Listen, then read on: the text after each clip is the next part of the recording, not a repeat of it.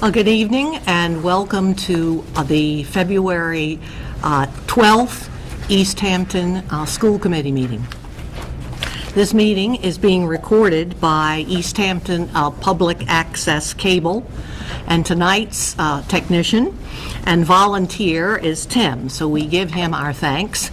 And also want you to know that if you are interested in volunteering to help with public access cable stations, 5 and 19 and 20, they're always looking for volunteers, and you can contact Kathy at 413-203-1360. So our meeting is definitely in order, and we'll hear now from Superintendent Folensby. Thank you. I have a number of announcements this evening. The next school committee meetings are March 12th and 26th, 2013. There is no school February 18th to the 22nd due to President's Day and winter break. There are half days of school on Thursday and Friday, March 7th and 8th due to parent-teacher conferences. Whitebrook Middle School 8th grade science fair is Thursday, March 14th. Whitebrook Middle School Fine Arts night is Wednesday, March 27th. There's a half day of school on Friday, March 29th due to Teacher Professional Development Day. There is no school April 15th through and including Monday, April 22nd due to spring break, Teacher Professional Development, and the East Hampton High School move-in day. Whitebrook Middle School Transition Night is Wednesday, April 24th. The high school junior-senior prom is Friday, May 3rd at Chez Joseph. Whitebrook Middle School Spring Concert is Thursday, May 23rd. There's a half day of school on Friday, May 24th due to Teacher Professional Development Day. There is no school Monday, May 27th due to Memorial Day. Whitebrook Middle School Washington, D.C. trip is Wednesday through Friday, May 29th through the 31st. Senior Banquet and Harbor Cruise is Friday, May 31st. All kinds of events to look forward to, huh? Senior Outing is Monday, June 3rd at High Meadows in Granby, Connecticut. Whitebrook Middle School Enrichment Night is Monday, June 3rd. And Senior Class Night is Wednesday, June 5th. 2013 graduation is Friday, June 7th at 7 p.m. Whitebrook Middle School Awards Night is Wednesday, June 12th. Whitebrook Middle School 8th grade continuation is scheduled for the last day of school, and the last day of school is currently scheduled for Friday, June 21st, which is a half day for students. But that's changed now to the 22nd, 25th. Right, thank you to all the bad weather we've been having. Kindergarten registration night is Wednesday, March 6th at 6:30 p.m. Tours are scheduled for Monday, March 11th from 1 to 2:30, and Tuesday, March 12th from 9:30 to 11. Kindergarten screening is scheduled for Thursday and Friday, May 2nd and 3rd, 2013. Well, I think we've done the year. I think we have. Right. Lots of good things to look forward to. Okay. Do we have any correspondence? We do. No correspondence. And gifts? No gifts. At this time, we invite anyone who is present to come forward. It's called public speak. If there is an issue or a topic that is not a part of the agenda that you would like to speak to at this time, feel free to do so.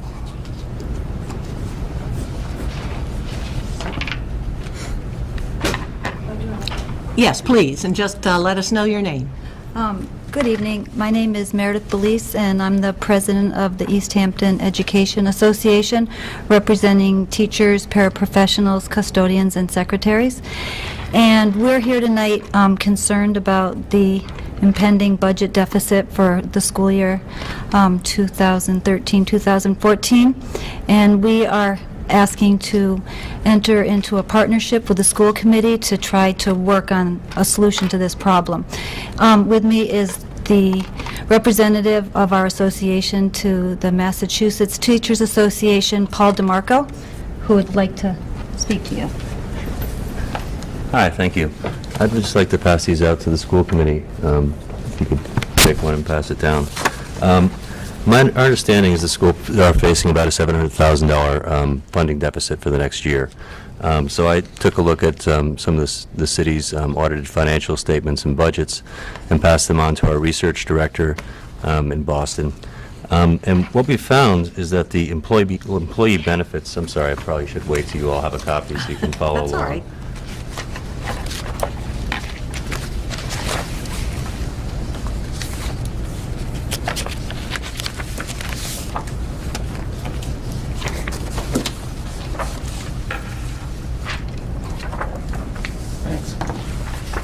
So on the front page, you see a compendium of the past five years, 2009 to 2013. The 2009 to 2011 numbers are contain actual spending numbers. The auditors come in apparently in March and do their audit of the city's budget. So next month, the city should have its audit being done, and we'll have actual spending numbers for 2012. But if you look at the fourth line over where it says actual over under original budget, you'll see that starting in 2009 was an off year because we all know the financial meltdown happened then. I'm sure there were layoffs. I've just started being the rep here, so I'm getting caught up to date on East Hampton history. But if you look at starting in 2010, the city had overfunded the line item for employee benefits and insurance by $379,000. The following year, the city overfunded that line item by $630,000. The year after that, the funding went up again to $693,000, and this year it's $612,000. We're not aware of any significant hirings by the city or by the schools. In fact, the schools have gone through some attritional layoffs, or not layoffs, but loss of positions through attrition. And we know that the premium costs to the city and the employees have not risen in 4 years. So we really can't explain why this line item is being overfunded. What we would suggest, and that at the next city council meeting, or before then, that you contact the city councilors and ask them to look into this. I think that there is some money there that might help alleviate next year's fiscal crisis. The remaining documents are just single pages from I didn't want to, the whole stack of audited financial statements and budgets is pretty thick, so I didn't want to give you a 50-page or 60-page document. These are just single pages pulled out of those audited financial statements. And if you look at the last page is another breakout. It shows that retirement benefits and current health benefits account for 82% of the budget, and those have remained relatively stable. So we don't see why from my perspective, and this is a projection again because I don't have the actual funding numbers, from our perspective it seems like there's an extra $700,000 in this line item that the City Council has control over. I'll be going to the City Council in 2 weeks presenting these same numbers and asking. I would be helpful if other members of the school committee either came to that or spoke to the City Councilors on your own. This is not about our contract issue. Right. The teachers are voting, all the school employees are voting tomorrow to ratify their contract. I will be advising them to ratify their contract. This is something completely different. We would like to see the schools adequately funded. So, thank you for your time. Thank you, Mr. DeMarco and Ms. Belize. Thank you. I left some extra copies of this on the back table there if anybody in Okay. the audience wants one. Thank you. Thank you. Is there anyone else that would like to speak at this time? Then let us move to our subcommittee reports. I believe we have a report from Finance? No. No. We do not. We have not met. Okay. Policy review? Policy, we did meet on January 17th, and we do have 2 new policies to approve or discuss tonight. The first one being student records, JRA. Basically, this policy outlines the how long student records are retained in our district. And this is a policy that was recommended by the MASC. And we don't currently have this policy in our policy book. This is a new policy. So if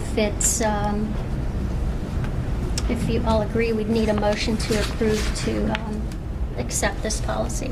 Do I hear that motion? Yeah. I just have a question. Certainly.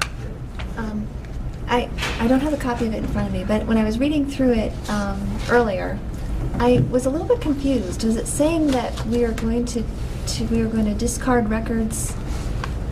It's right here. The temporary record of each student enrolled on or after June 2002 will be destroyed no later than 7 years after the student transfers, graduates, or withdraws from the school district. That's a temporary record. Written notice to the eligible student. Although the student transcript may only be destroyed 6 years following his or her graduation, transfer, or withdrawal from the school system. So what is the difference between the 7 years and the 60 years? What is the temporary record? That's what we're talking about, is a temporary record versus a permanent record. Right. That's right. So the permanent record is kept for 60 years. and the temporary record, okay, I just wanted to understand that. I was a little confused, thank you. You want to look up your transcript? Is there a motion? Do I hear a motion? I move that we accept the policy, file number JRA, on student records. Is there a second? Second. All those in favor of accepting the policy on school records? Say aye. Aye. First reading. I'm sorry, first reading, accept the first reading. Thank you. Aye. Aye. All those opposed? All right. The second policy that we are proposing tonight is KDD, News Media Relations and News Releases. And basically what we do not have this particular policy, correct? That's right. Right, yes. That's right. We do not have this in place at the moment, and I'm just, sorry, I'm looking for my notes here.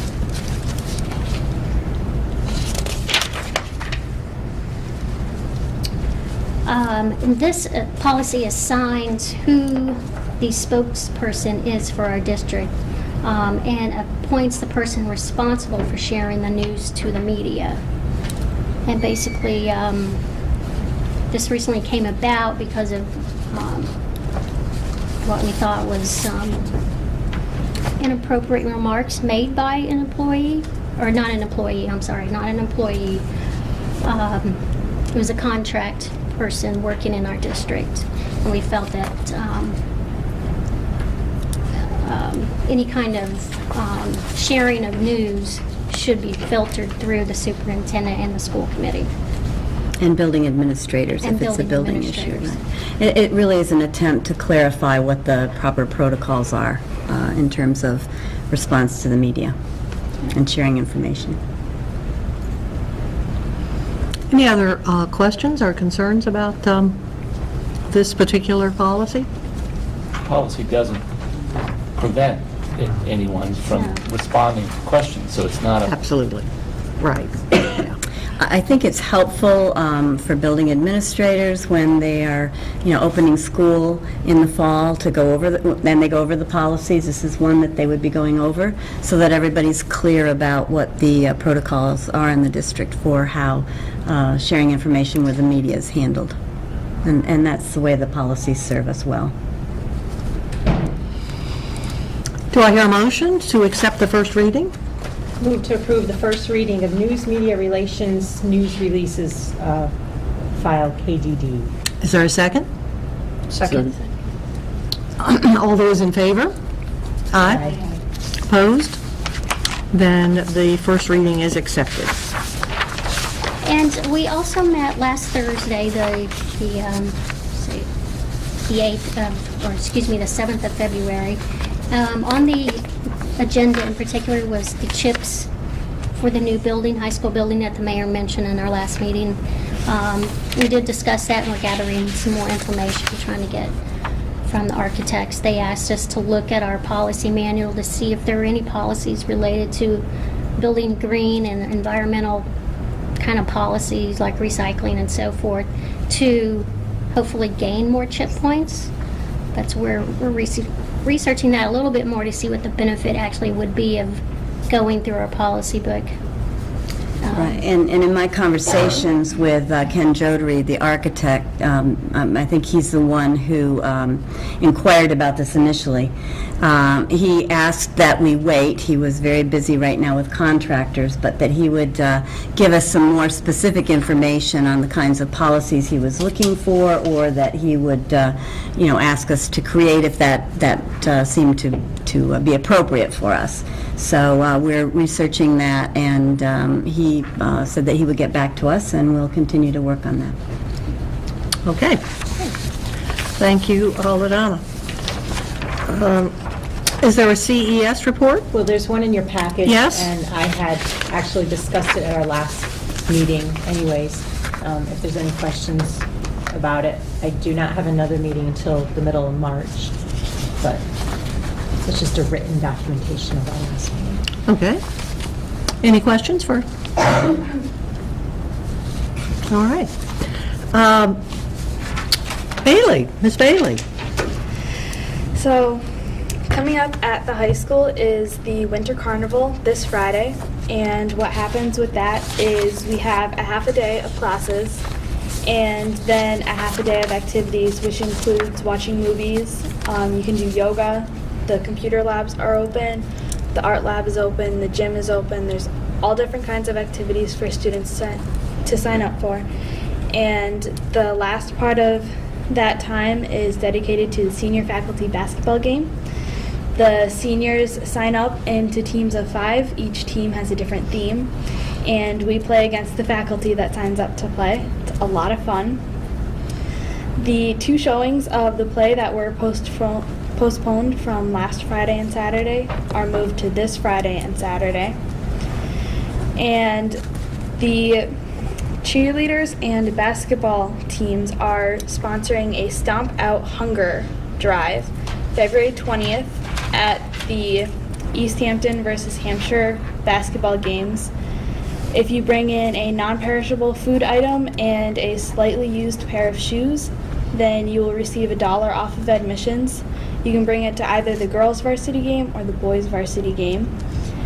And all proceeds go to East Hampton Community Center.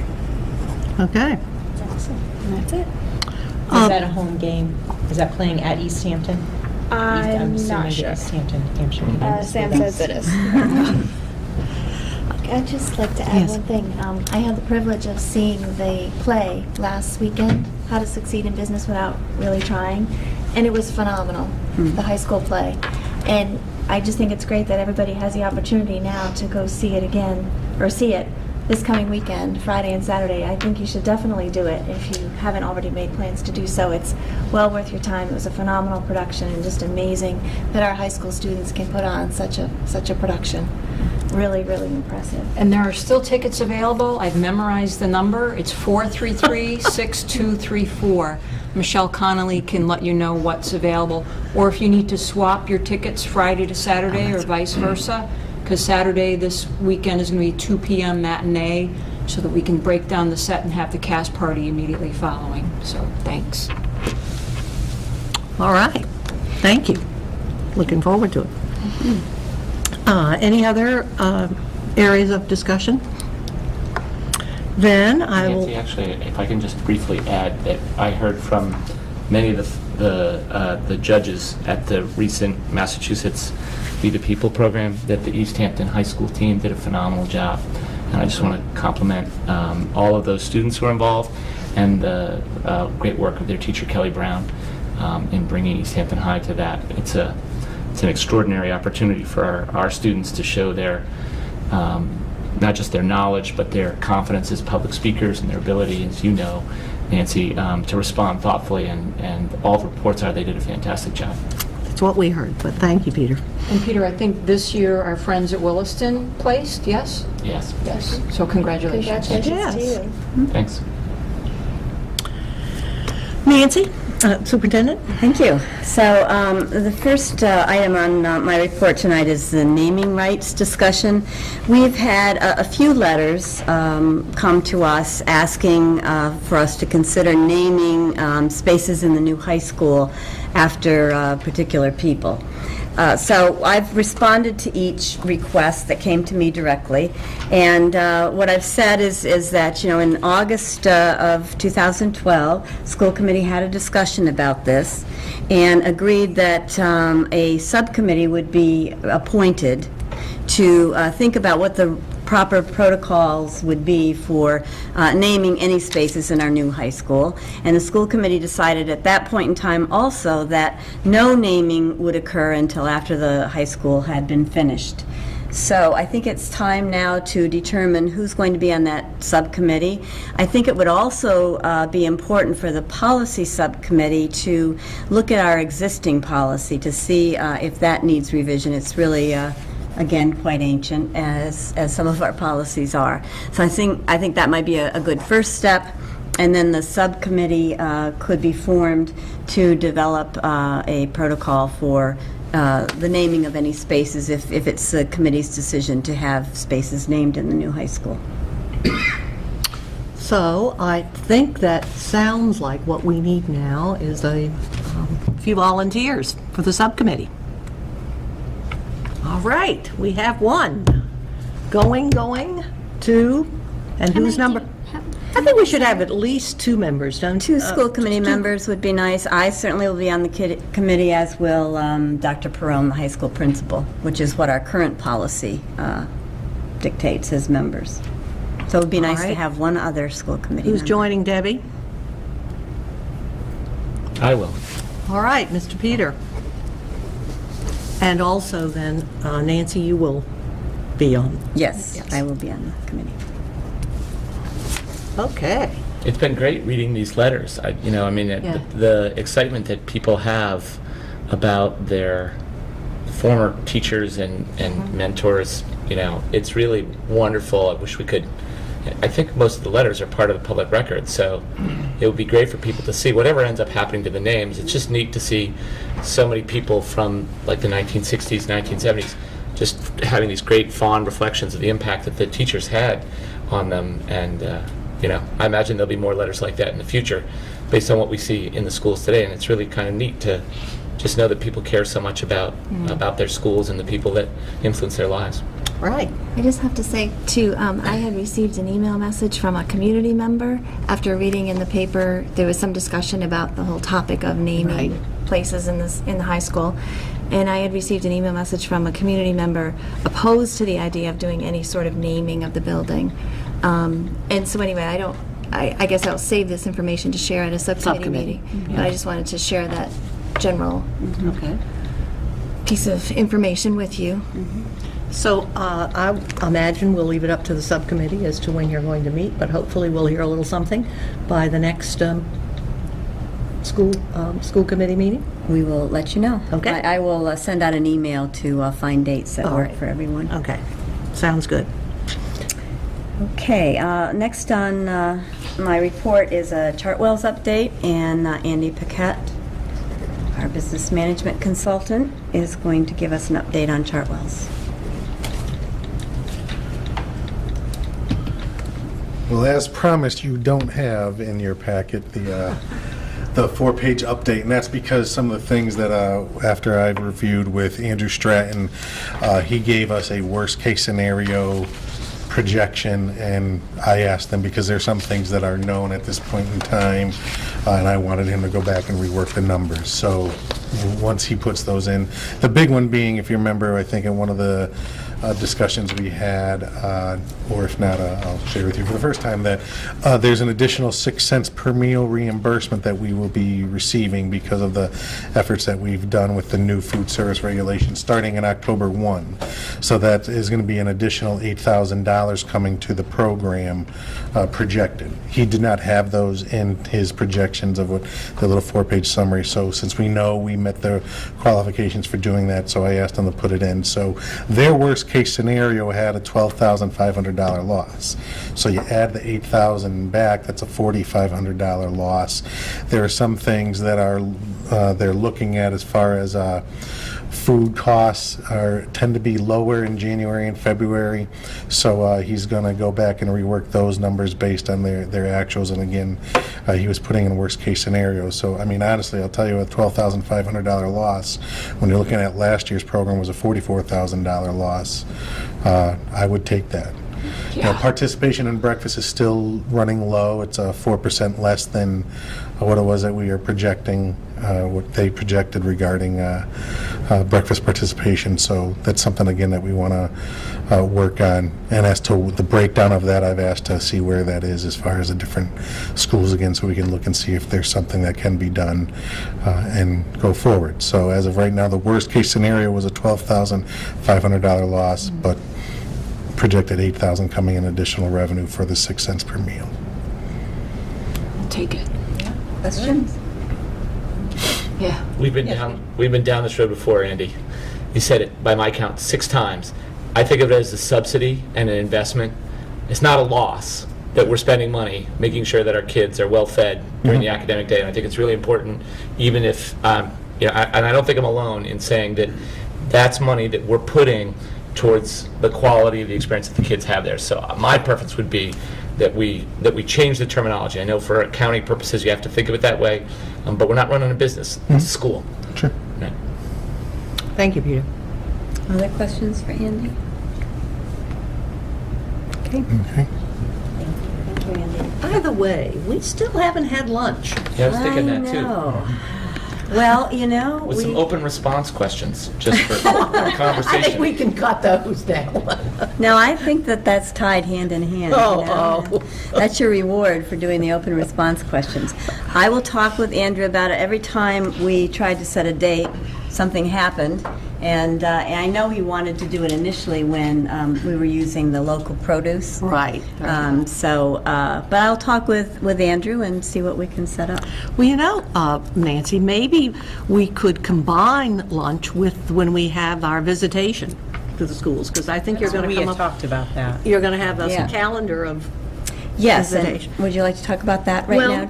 May we? Sure, absolutely. Okay. So we had talked about having visitation dates for school committee members, city council members, business or community members who'd like to tour our schools with me. I'd be delighted to give anyone a tour. So what I will do is start by making Friday mornings a visit time. And I will send out a communication about this. But I think every week I will start at a different school, so there are opportunities. You can pick your visitation based on which school you'd like to visit. And I will meet you at, or anyone who wants to have a visit, tour of our schools, meet you at 9 o'clock at the school, and then we'll take a little tour. And yes, we'll see if we can tie that into a lunch. When's our first tour? Do you have the rotation set up? No, but it would be after vacation, the first Friday after vacation. So, and maybe I will, since we want to try to tie in the lunch, I might have to change the time a little bit, but I will get back to you with those details as soon as I've talked to Andrew. Well, we could have breakfast. You could have breakfast. It's a little late for breakfast, but yes, let me see what Okay. I can do in terms of feeding whomever wants to go on a tour as well. And I look forward to that. I think it will be enjoyable for everyone. Good. We have so many wonderful things to show off in our schools, so many wonderful classrooms and great teaching going on, and just really wonderful spaces. And then, of course, in April, after April 22nd, I will be especially delighted to tour with anyone around our new high school, but we will also have opportunities for tours for the community after the opening of the school as well. Okay? Okay, thanks. Thank you. I'm going to, we haven't had a presentation from our schools in a few meetings for one reason or another. I guess too many other things on our agenda. So I asked for this meeting if we could have somebody from our schools give a presentation. And Tim Luce at Maple School had a really pretty amazing and wonderful event occur at his schools called Athletes Read. And so I've asked Tim if he'd come and share that event with you. So Tim? Just give me a second to pull up my computer here.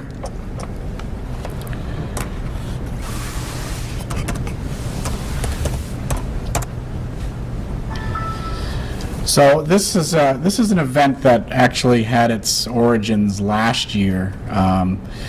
Rob and I got our school councils together to talk about doing something jointly that we could do to include the families from both schools. And when we came away from that meeting, we decided that each of the school councils would organize an event that would be open to the parents and families from all three schools. So we did an event called Athletes Love to Read. And the idea was to invite athletes from our local high schools, East Hampton High, Williston, as well as colleges in the area, to send athletes who would come in their uniforms, talk to students about their sport and how they train, and read to children. And then we gave each of the kids a small little autograph book that they could go around and get autographs from the athletes. So last year was the first annual. We had about 20 athletes and about 15 kids. So there was very private one-on-one reading going on with all the children. Great response from the high schools and some of the local colleges. This year, we ended up having over 40 athletes and over 60 students come. Wow. So we had athletes from both the high schools, from Smith College, Mount Holyoke College, Amherst College, and UMass. So it's a pretty informal evening. We have the athletes line up. They introduce themselves. They say where they're from. They say their sport. And then it's just kind of a free-for-all. They go and the kids mingle with them, and they sit. I have pictures, so that's what you'll have a chance to look at to kind of get a sense of what it was. And it was so gratifying to see what tremendous role models these young athletes are for our kids, male, female, all different kinds of sports, equestrians. Last year we had a fencer, so it's really kind of a neat event. So, was it at Maple? It was at Maple, yeah. So, and it was open to all the families, and we did have families from Center Pepin come over and join us, so it was good. So, I'll just show you the pictures. I don't have any music or anything.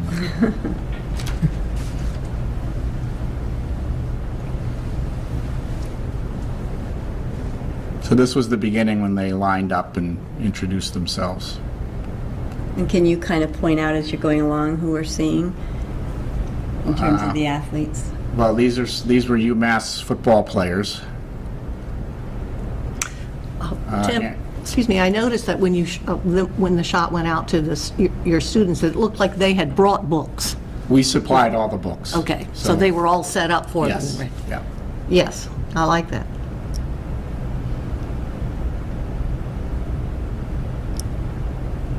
Who are we seeing here?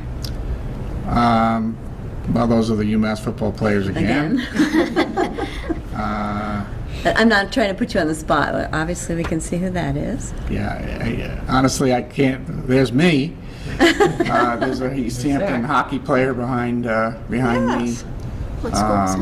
Oh, that's East I think that was Williston. Zach is in the. Oh, Zach. Is the. Why am I drawing a blank on Zach's last name, Bailey? Lewis. Thanks. I think that's a Mount Holyoke equestrian rider. Oh, that's a good shot right there. Yeah. So we spilled out into the library just because we needed room. That's another UMass football player. Great idea.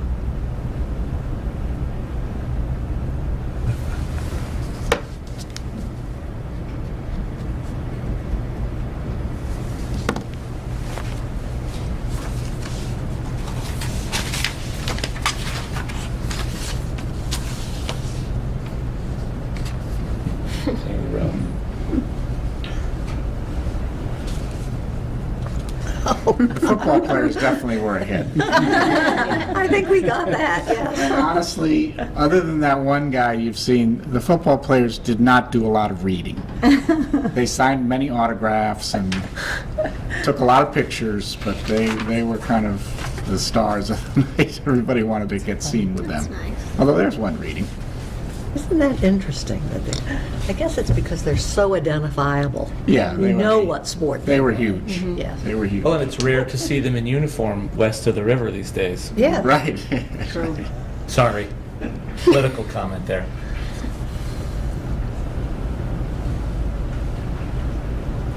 What a great photo.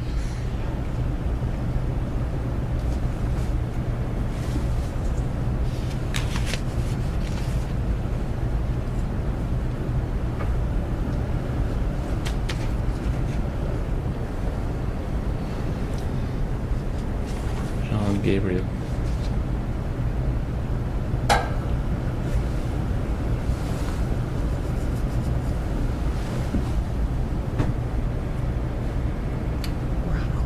I want to point out that the Wilson football players are reading. Yes.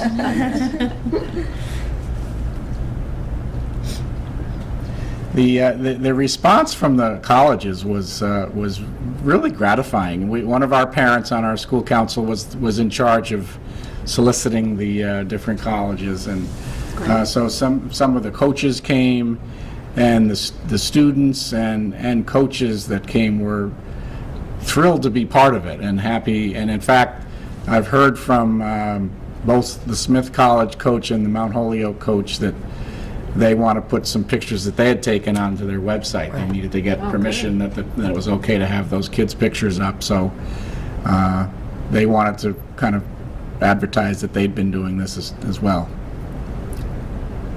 And we should make sure that some of these get on our website as well. Maybe the Gazette will publish a few. There was an article. So I think we've pretty much think there was gone one. through them all here. Photos might be good. Yeah. So Well, we certainly that was Athletes Love applaud you to and your Read. staff for planning this. That's Great idea. great. Yeah, it was fun. Great.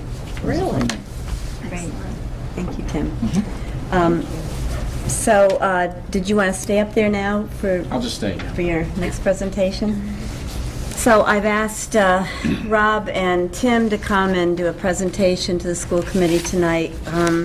They came to me with a presentation, a proposal actually, quite a while back, and we've had a good amount of time to discuss this proposal and think about it together and work on it together, and I've asked them to come and present it to you tonight. I certainly am in support of what you're going to see in this presentation, and we'll talk more about it after the presentation. And if you have questions as the presentation takes place, please don't hesitate to stop them and talk about it. Okay, thank you, Nancy. So, yes, as Nancy said, we are here tonight with a proposal, and it's a pretty big proposal. The proposal is to realign the current East Hampton elementary schools, so that the concept would be that all of the students in a given grade would attend the same school, similar to what we are now doing with the middle school and the high school. So our current configuration is at Center School, and Center and Pepin, it's one complex. They have shared facilities, common facilities of the gym, the library, the cafeteria, auditorium, music room, and art room. Each building houses classes in grades K through 12. And then K through 4. I'm sorry, K through, yeah, that would be cool. It's like the old days. Little house on the Pretty prairie. small. We don't need you anymore. Heck of that big building. It probably has had K to 12, that place at some point. So at Center, there's 2 kindergartens, 2 firsts, 1 second, 2 thirds, 2 fourths, and then Pepin, 1 first, and then 2 of each of the other grades. At Maple, it's 1 building. There's a multi-purpose room that serves as the cafeteria. It's where we have assemblies and where we have our phys ed classes. We do have art, music rooms, and a library. and we have 2 of each grades, and we also have 2 half-day preschool classes.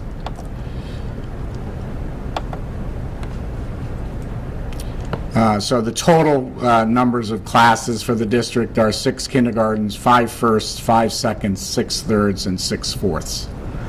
And currently, the placement of students in schools is determined by geography, with some areas of town, students being at either school depending on enrollment in that particular year, and we're going to be talking more about that in a moment.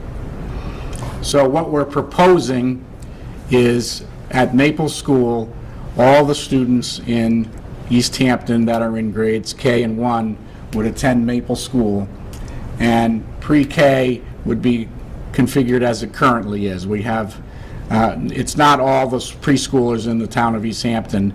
We have 2 integrated preschool classrooms, and parents pay tuition, so it's a portion of the preschool age students in town. And then at Center Pepin, they would house all the students in East Hampton in grades 2 through 4.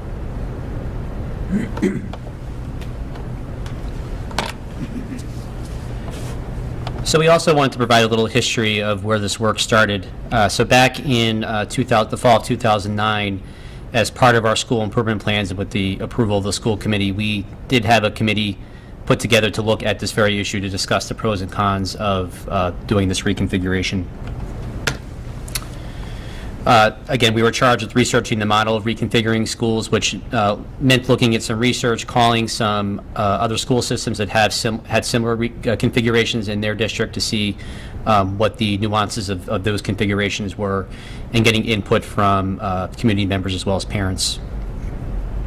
We explored the pros and cons and came up with quite a list of pros and cons, which we'll be getting into a little bit later. We suspended, the committee suspended its work in January of 2010 without coming to a consensus, and we'll again get into that a little bit more later on in the presentation.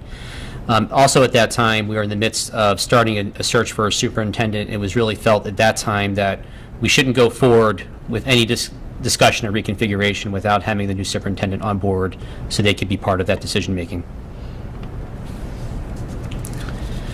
So information supporting the reconfiguration. So out of a lot of the work that we're going to share with you tonight did come out of the committee that met back in 2009, 2010, along with some new information that we've compiled over the last couple years. The first thing we'd like to talk about is the need for transferring students. In 2007, so what I'm going to go over now is a list of from 2007 on of all the transferring that we've had to do with our students between Center Pepin and Maple School for various reasons, which I'll show you now. So in 2007, we actually had the ability to add a first grade section at Maple School. So to balance classes, we transferred 13 students from Center Pepin to Maple School. That position was then eliminated the following year due to a budget cut, which meant that we had to transfer some students back from Maple to Center Pepin. In 2009, we eliminated a second grade classroom in Center School due to budget cuts, which prompted us to transfer 8 students from Center Pepin to Maple to balance the classrooms. Same kids? We try to avoid, unless a family requested to move back, we purposely try to avoid double switching kids. So if you were switched once, you were not asked to switch again unless it was your choice as a parent. In 2010, we were able to reinstate our second grade. We had to transfer 5 students from Maple to Center Pepin, again to balance classes. Over this whole time, prior to the 2010 to 2011 school year, we used to have 3 sections of kindergarten at Maple School, 1 section at Pepin School, and 2 at Center. So going into first grade, we had 2 sections in each of the buildings. So we always had to move at least 20 Maple School kindergarten students over to Center Pepin for their first grade year. We eliminated the need to do that by moving one of those kindergarten teachers over to Pepin School when we had, well, one of the silver linings in our budget cuts is we had a classroom open up at Pepin School, so we were able to house an additional kindergarten teacher over at Pepin. But up until this point, we moved every year 20 students from kindergarten into first grade.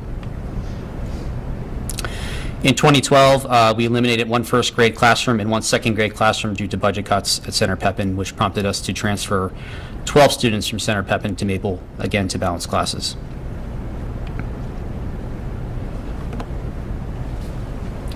So this is a map of East Hampton. It's a little hard to see, but I just wanted to be able to talk a little bit about how we currently assign students. So if you... Do you want to, would it help if a light goes off Yeah, over I there? was wondering, Vito, would you that mind? might help. Whoops. I remember my little trick here. Keep going. This way, this way. Just shut them all off. No. There we go. So the green area is traditionally the Center Pepin area. Center Pepin is right about there. Maple is right in here. And then the blue area is traditionally the Maple area. So it's right around the neighborhood of the school, and then East Street here and down into the Plains area. So typically, the way we assign students is we have an obvious area right around the school, either here or at Center Pepin over here, and those are kind of your no-brainer ones, that those students that live in those areas are assigned to that school. And then you move out from there, and that's where we get into these gray areas, such as down here and over here, like on Everett Street, where depending on the year and how many kids there were in the immediate neighborhood, that would determine whether or not a child would go to Center or Pepin or Maple. And so what happens is, in neighborhoods such as down here, we'll have students that live right next door to each other with different ages, and one child is going to Maple School and the other family's children are going to Center Pepin, based on whatever year those kids were being enrolled and what the enrollment looked like that year. So it's just you know, it's frustrating for families. They don't quite understand it when that happens. And so this new configuration would totally eliminate that problem. If if you're a first grader, you're going to Maple School. If you're a kindergartner, you're going to Maple School, and same for second, 3, or 4, you go up to Center Pepin.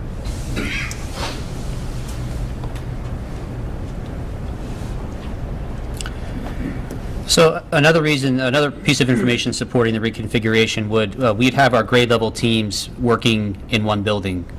Currently, our grade levels do meet once a month to work on curriculum development for about an hour.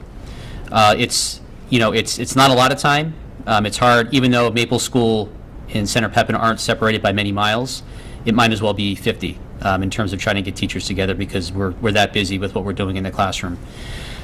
In our individual buildings, Tim and I have provided some common planning time to our teachers currently, and that time within the building during the school day, outside of that 1-hour meeting, is actually more valuable, I would say, than that 1 hour of the meeting per month as a grade level team, because they have constant contact. So having the ability to have everyone who teaches kindergarten, everyone who teaches first grade, second grade, etc., in the same building to coordinate curriculum, teaching strategies, materials would be invaluable and a benefit to our students. Thanks, Andy. Wasn't our computer, was it? Our students would also have access to the same facility. So part of the rationale for having this configuration would be developing an early childhood center at Maple School. And having worked in a prior position in a school that was pre-K through 2, I have to tell you that the concept of an early childhood school, again, is invaluable. Having your resources all in one space, having a common understanding of what early childhood development is and what the what the interventions are that we need to provide kids at that age are. Again, having that all housed under one building would allow us to be more efficient with providing those services to kids at that grade level, at those grade levels. And our intervention services, which now are spread out amongst 3 buildings, because we have kids in all the buildings right now, would all be housed for this age level at Maple School.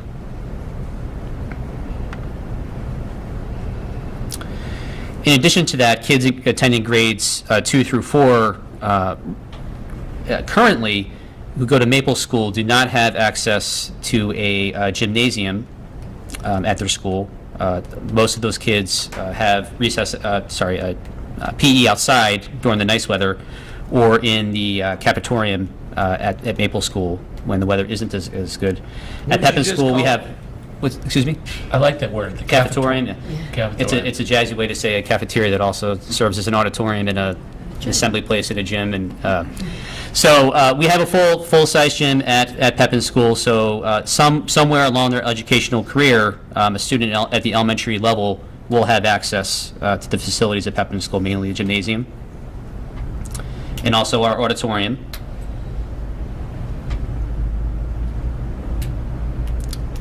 And our library, which I would say is 3 times the size as the one at Maple School right now.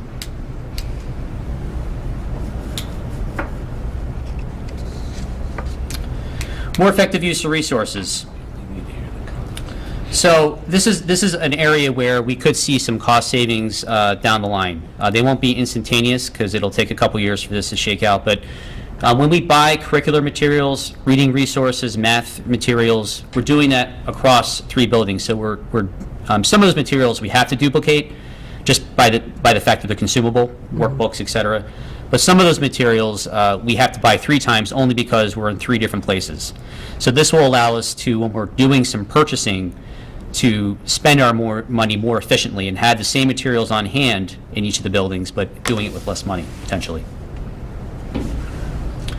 And more importantly, if you were to go to each building right now, although we work very hard to have continuity with our materials, just by the very nature of being in different physical places, certainly what Maple School has isn't exactly what Pepin Schools has, isn't exactly what Center School has. It's just, right now it's very hard to do that.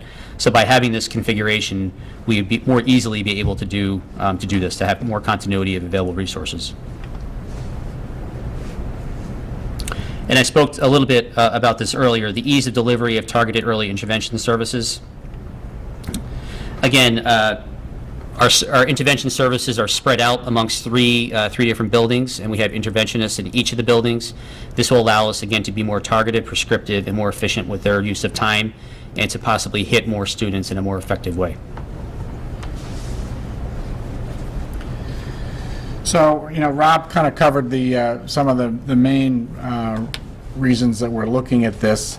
Obviously, there are a lot of questions, and many of these came up when we had our committee back in 2009. So the next part of the presentation is to try to address some of those for you.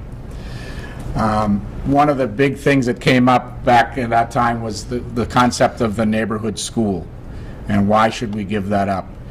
And although this has been often mentioned, argument against this plan, the reality is that the number of families that actually walk to or live within a block or 2 of each school is very small. The 2 schools are less than a mile apart. Our city is small enough that both schools are, quote, neighborhood schools.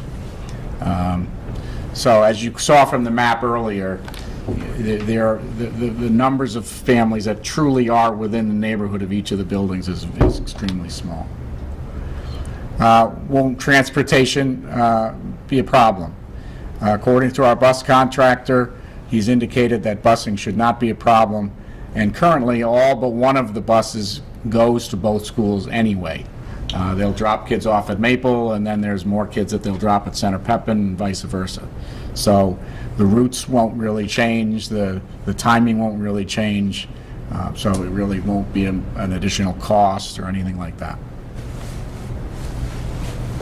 What about families with students at both schools? Am I grabbing your thing now? Sure. Yeah.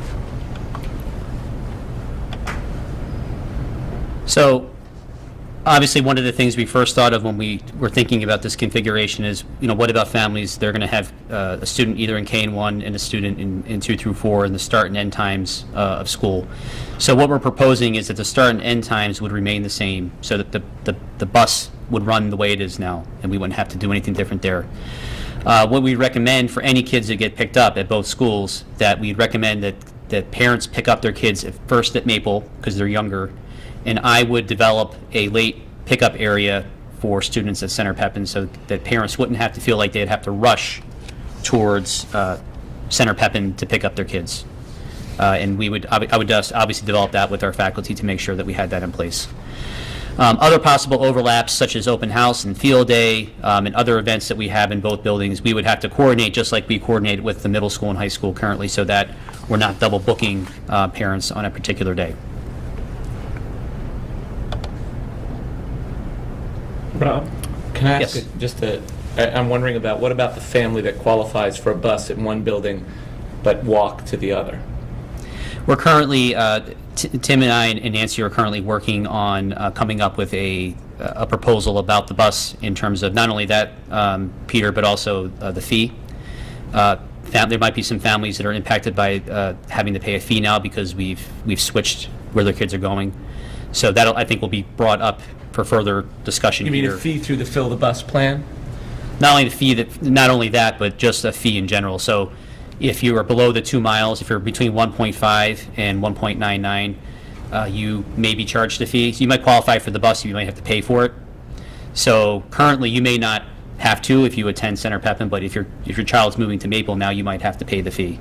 So this is one of the areas that we kind of have to sort out a little bit.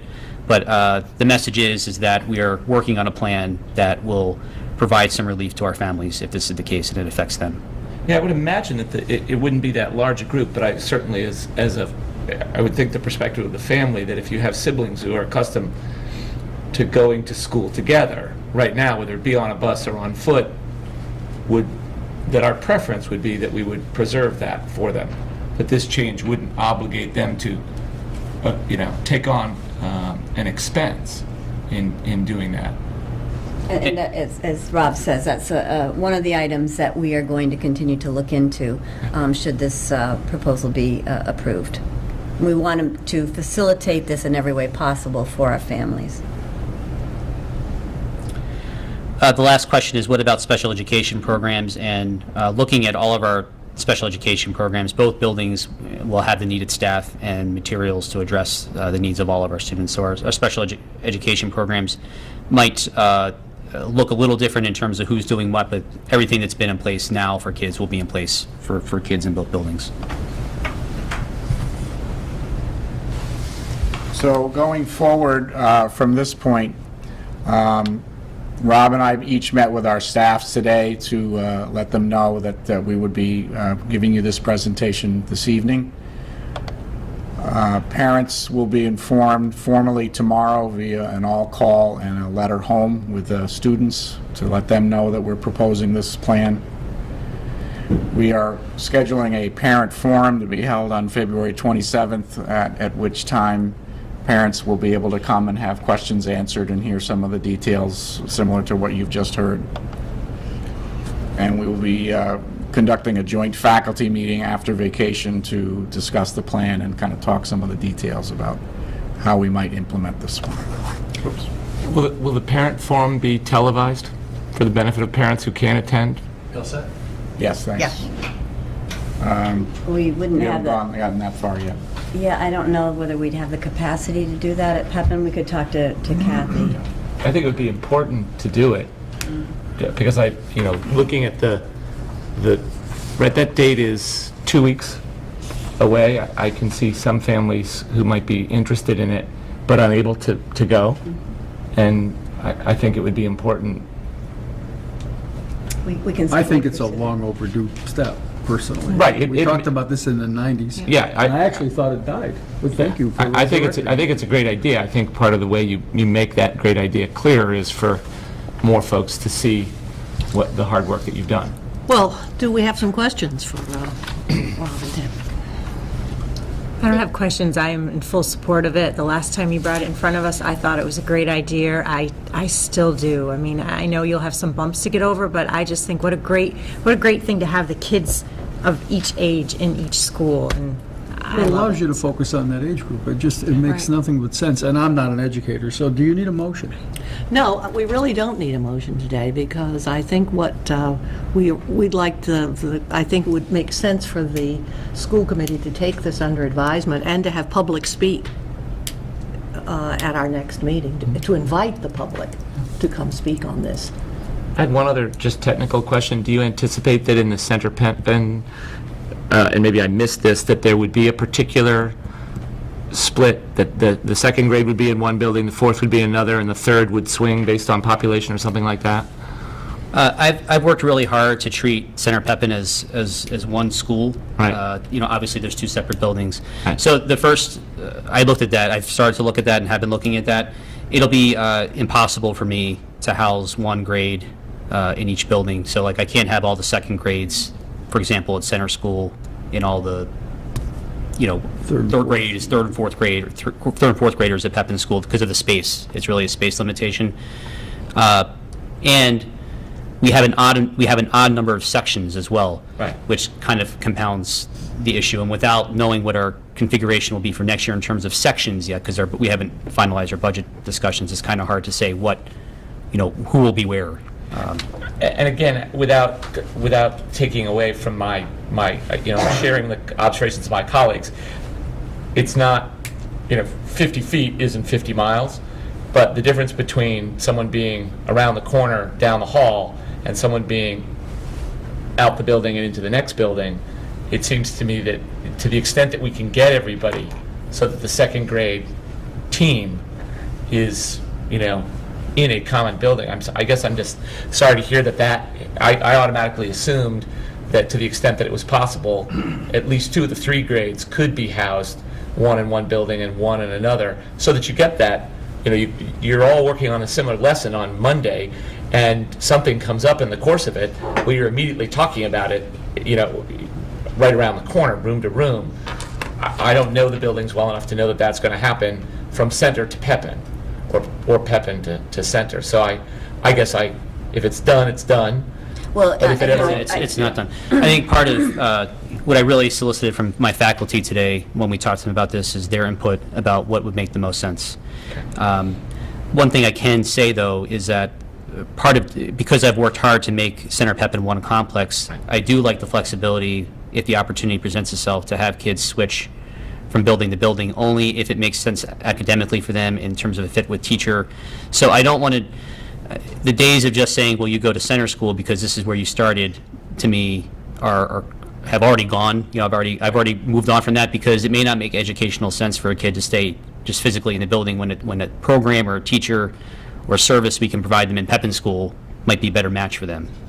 So having said that, I will look to my faculty to help me figure out what makes the most sense in terms of what classes are in what building. And certainly what you've said, I've thought about what you've said, because certainly that would be ideal if we could make that happen.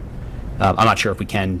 Not knowing the configuration for sections next year, it's kind of hard to answer And I that. think there are other opportunities from my tenure there to gather together. There's a nice faculty room at Pepin, and oftentimes teachers from both buildings would gather there for lunch, and there's a lot of back and forth that occurred, at least when I was I'm not saying that 90% better is, but not 100 is not a reason to do it. I just think we always should aspire for the 100 when we can, and we'll leave it to you to get us as close to that as possible. Any other questions? Just to be clear, this is a definite going into next school year?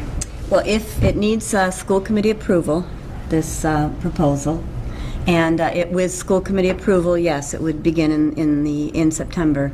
In the discussions, the many discussions that we've had, we're really very excited about this proposal. We're excited about creating this early childhood center over at Maple School, and we're excited that all of our students will have all the opportunities that Pepin provides for our older students, and the many benefits that both Tim and Rob articulated tonight make us very excited about these new opportunities for our students and their families, and we really think that it's in the best interest of our students and our families, and that's why I'm supporting this proposal. And just as a closing note, Tim and I were talking before the meeting started, and certainly sharing this with our faculty was very difficult for us, because I have to say that at all the three elementary schools that the faculty is very close-knit, and they consider each other a family. So I saw a lot of folks that were kind of sad that we're announcing this today. But that was really a testament to them and their dedication to our schools, I thought. And I know for families that are watching too, this is going to be, if this goes forward, a transition for all of us. And we're not saying that it's going to be 100% smooth, but we wouldn't be recommending it if we didn't feel like it was good for kids. And So- I just want to reiterate that we will take every measure possible to facilitate an ease of transition for our teachers and for our families. And that's why we're wanting to do this forum for families so that they can help us understand the possible concerns they may have, and so we can figure out ways to deal with those proactively. And the same for our faculties. We will make every effort to make the transition go as smoothly as possible for everyone, should you as a school committee approve this proposal. What are just a couple of the concerns you've heard so far? Pretty Well, much what's been articulated. Yeah, I mean, we haven't really heard, we just announced this to the faculty at 3:30. So, certainly, over the next couple weeks before we have our public meet, when we meet with the teachers and then with the parents, I'm certainly, I'm sure some of those concerns will be articulated. And I encourage families to give us a call even before those dates, because we'll be able to research different questions we may not have the answers to and provide answers to families at the opportunity at that parent forum. Certainly welcome to email or phone in questions for us to discuss at the forum. So, I mean, this year we'll have 1 year of sort of, assuming it goes forward, a full-scale transition for lots of folks. And then going forward, the Center Pepin would be the school that would do what Whitebrook and the high school already do in terms of helping folks transition from one school to the other, right? You can borrow the ideas from, how we handle the 8th to 9th and the 4th to 5th. Yeah, we currently do the 4th to 5th. We work with Whitebrook, so Right. we would use some So of now those you- very you- similar right, you've strategies to work with. You've got that process already. And the one thing I do like is, most of our teachers have worked together in some capacity, even going back to Parsons School. So even though we're splitting our faculty up into 2 separate buildings, they work very closely and well together. So I really feel like that transition from 1st grade to 2nd grade will be a positive one for our kids, because our teachers have knowledge of each other, also have a knowledge of what's been going on in the schools, because we've been in a K-4 configuration for so long. So I feel really strongly that transition is going to be positive for kids. Well, any other questions? I was just going to say, I think it's a great idea, long overdue, echo everything everyone else has said, but I'm also really excited to see the 2nd through 4th graders have access to the gym and the auditorium, which you pointed out, because it gets pretty cramped. All 4 of my kids went to Maple, and it gets pretty cramped over there. Managed it very well, but I think, unfortunately, I won't be able to reap the benefits because my last 4th grader is finishing up, but I think that's another definite plus. And that's why I think that's a good idea, just to that point, too, because my kids went to Center Pepin, and I never saw Maple. So this way, the parents would see all the schools, so I think that's a great idea, too. And the students will all get to know each other better, too, before going on to Whitebrook. So we think there are many pluses. Yes, and thank you for the thorough presentation tonight, and I Thank Rob and Tim. They did a Rob and wonderful Tim, job. yes, thank you so much, and I think we will have, before we can vote on it, I think that we have to take it under advisement and hear what the public has to say at our next meeting. Can we get a copy of that presentation? Email? Certainly may. Yes. You'd like a copy of the presentation? I think if you email me the presentation, the final one, I will send it on to school committee members. I thought I did that, didn't I? You may have, but I had several versions, so I think you need to email me the final one. Thank you. Nancy, is there more? No, I think that's the end of my report. Oh, wait a minute. You have a little extra piece. Oh, yes, right. Oh, that's for matters of action. Oh, it is, I'm sorry. Yes. then. Okay. So, matters of action. I believe that we have, do I hear a motion to accept the minutes as presented from the January 22nd meeting? Yes. Second? All those in favor of accepting those minutes? Aye. Opposed? Abstain? Abstain. Then they are accepted. What is this? What is the matter? It's for action on this one. Budget work session, is that approving? There were 2 minutes, regular session and budget. Oh, I'm very sorry. I understand now. Do I have a motion to accept the minutes from the budget work session of January 22nd? Second. All those in favor? Aye. All those opposed? Abstain? Abstain. And then our minutes, okay, we've done our minutes. And now, our warrant payroll. Sure. Let's see. Move to approve the school payroll dated February 7, 2013, in the amount of $445,650.18. Second. All right, there's a motion and a second to approve the school payroll dated February 7th, 2013, in the amount of $445,650.18. All in favor? Aye. All opposed? Then it is passed. Move to approve the accounts payable authorization for payment dated January 31st, 2013, in the amount of $340,870.26. Second.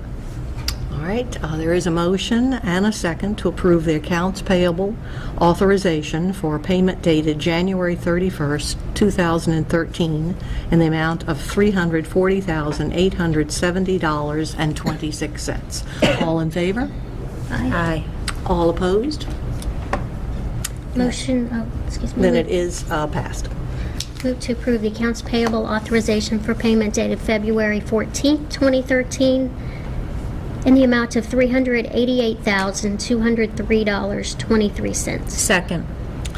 There is a motion and a second to approve the accounts payable authorization for payment dated February 14th, 2013, in the amount of $388,203.23. All in favor? Aye. All opposed? Then the motion is passed.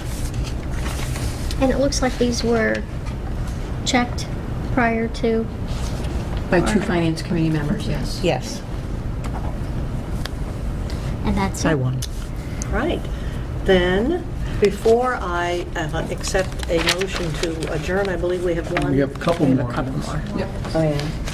Budget transfer. Oh, budget transfer request. Oh, I forgot about that. That is...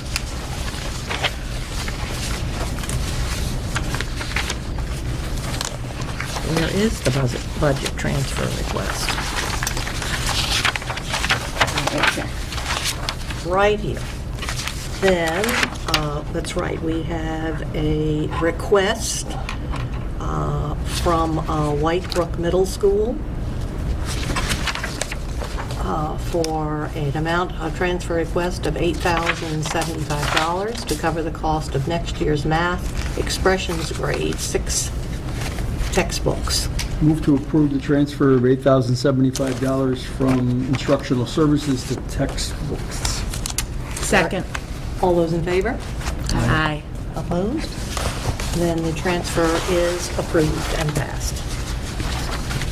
Just informational, we have a policy that sets the limit that we have to vote. I thought it was 10,000. 5,000. 5,000. I thought it was Thank you. 5,000. That's a fine. Thank you. And now I think there is one more matter for action, correct? Yes, Dr. Perrone wants to seek your approval of the high school program of studies. It's going to come up, and you received the program of studies tonight. I know you haven't had a chance to read through it. So what Dr. Perrone is going to do is talk to you about the changes, and that's really what you need to approve, changes to the program of studies. Good evening. Good evening. The focus tonight is going to be on those new courses to the program of studies. For the past 4 years, the changes have been minimal, and they haven't been too exciting, really, other than kind of the advancing of rigor in the AP area. With the new school, there's an opportunity for us to look at changes, or there was an opportunity for us to look at changes that are going to make best use of the systems and spaces in the new building, that are also going to enhance rigor, that are going to prepare students for college career readiness more proficiently, I guess, with the use of the new building. to meet academic needs of students, which is always ongoing, to meet the scheduling needs of students, which is kind of mundane in what we do all the time. And there's over 20 changes to the program of studies, and it's pretty significant number, though not all those changes are significant in themselves. So, for example, and talking about the mundane, there are a couple changes where we just had to have a different number for a course, and when we have a different number for a course, we have to change the name and make the change in the program of studies. So there's a modern PE course that is changed from a 4-credit to a 2-credit. When you do that, you have to give it a new number. Very mundane. It has to do with the amount of term classes we're offering and some balance in quarter classes for students. Not a real significant change, but there's some really exciting changes going on in the new building, and Sam and Bailey, I'm so sorry you're not going to be able to enjoy them. But a lot of those changes, well, you'll be able to enjoy the new building, but not so much the new classes. I guess the best way to do this would be to look at the program of studies in front of you. There are no changes in the English department, but there's 2 changes in the on page, I think it's 24, I'm going to direct you to. Body Works? And, well, I don't know that Body Works is the one I'm talking about. Sorry. You'll notice that as you look at the program of studies, new courses have a soaring eagle next to them, just so students are able to see them. And the 2 courses that I want to bring your attention to first are College and Career Readiness for Juniors and College and, I'm sorry, I thought it was 23. I apologize, Mark. College and Career Readiness for Juniors, College and Career Readiness for Seniors.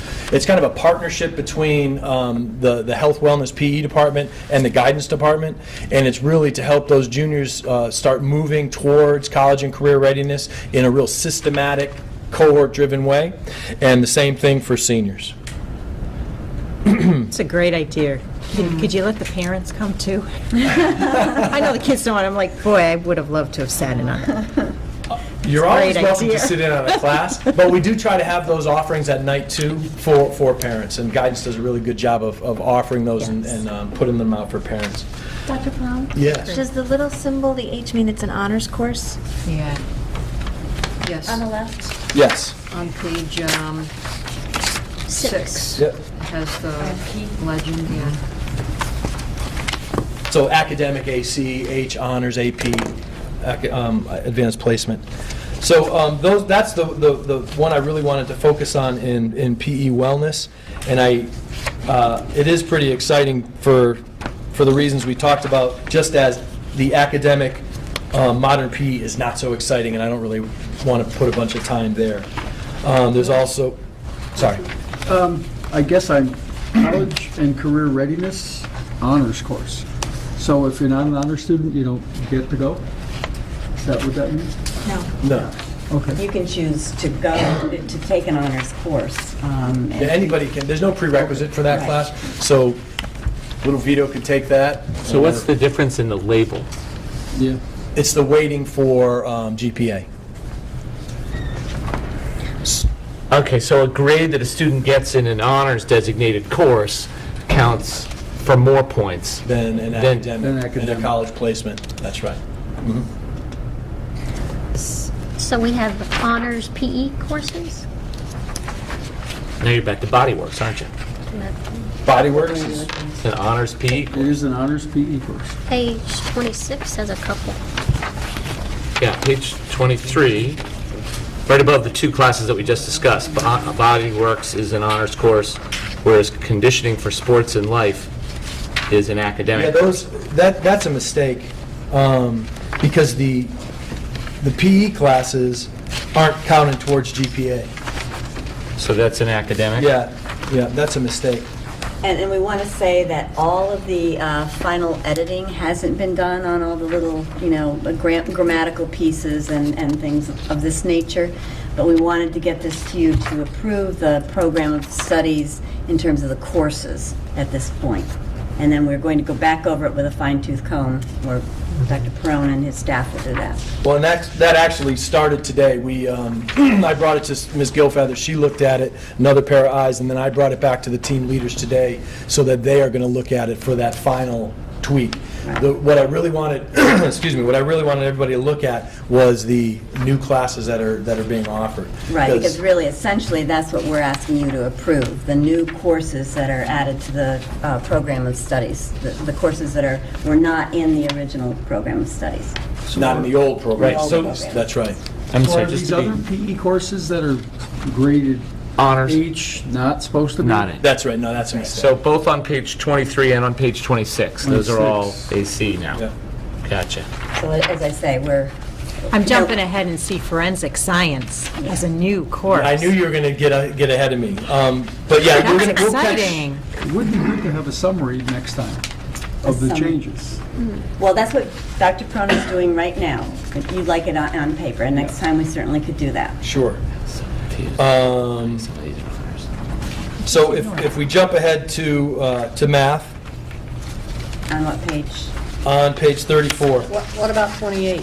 There's a flying eagle on 28. Dr. Cohen, before you move on, can I just ask clarification, one more thing? Yep. On this honors, I just think it is kind of important to understand that designation and make sure that we have that straight. On page 27, Yep. then do we assume also that the courses there, Hot Topics for Teens, Intro to Early Childhood, those are also not honors classes? Yeah, I have to get with with the team leaders and make sure that we have those ACs, Hs, APs, they're all correct. But that's true as far as off the top of your head, those aren't honors? They are not, no. Okay, and also on 28, Life Yeah, 101. 28, again, modern PE and band, again, that's a scheduling thing. We want to make sure that we can make the full year Okay. band PE work. Right. So that's a new class just in that. It's never, we haven't had this connection before within Power School. So we're linking those two classes together, so we needed a new number to make that link work in Power School. So that's why it's a new class, even though we've done it before. Okay. I just wanted to clarify that each on some of those others, because I just think it's important to understand that Yep. along the way. So, looking at the math section on page 34, extended algebra 1A and extended algebra 1-2, there's been some extensive curriculum I work. apologize, and I missed a step, but I'm looking at new courses on page 28 and 29. Did we looked at those, yes? Yes. There was a discussion about modern physical education and modern PE for band and chorus. Yes. Sorry, I missed it. I just said, Peter, that that class is not really a brand-new class. It has it's two classes that are linked together. So within Power School, when you do that, you have to give it a new number, and that's why it's designated as new. Thanks. So any of those students that are taking band are going to recognize that they need to take that class in their course selections. So looking at extended algebra 1A and extended algebra 1B, there's been some extensive curriculum work done, vertically recognizing the needs that students are having when they come up.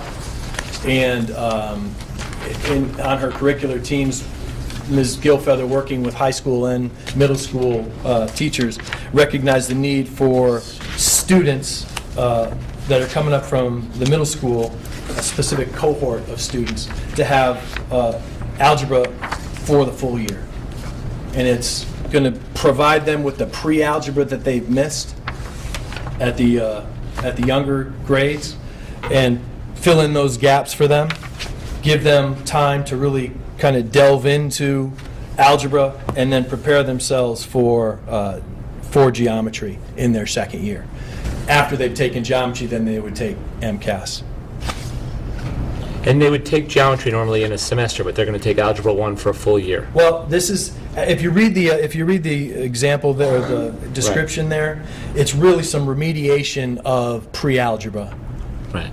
And more opportunity to work on the new math practices, where students are going to kind of work on those concepts that they might have missed in previous courses. And can those both count towards the graduation requirement in terms of math credits? No, that's going to be just that would only count for one math class. They're going to have to take geometry and then another. So when it says on page 5, 4 courses, Yep. even though they might be taking 2 courses in Algebra 1, it would count as 1 course. That is my understanding. That's correct. Okay. So, but those students, when they hit junior and senior year, they might not take a pre-calculus or an Algebra 2. They might be taking a consumer math. Well, we were trying to build in support for students who need a slower pathway, and in order to acquire the skills and concepts that they need. Yeah, I think I understand the purpose of it. I'm just trying to figure out the mechanics in terms of it still counts as just 1 course. That to me is important. Even though we're taking more time for the students to accomplish the tasks in that 1 class, that it should not count for any more credit towards graduation in meeting the mathematics requirement. It counts as a credit towards graduation. Correct. Towards the 108. Towards the 108. Yes. But it doesn't count as a credit towards the 4 courses in math. Correct? Counts That's as what it 1. sounds like. Okay. Counts as You 1. could take 2 long blocks of Algebra 1A and B, but it's only counting as 1 math course Got for it. graduation. Right. That's right. But Thank you. 8 credits towards 108 that you need to graduate. Yeah, just like, in effect, it has the elective impact there. Thanks. Bailey, you have a question. So, I know that in my 8th grade year, I was able to take an algebra class and skip it my freshman year and go straight to geometry.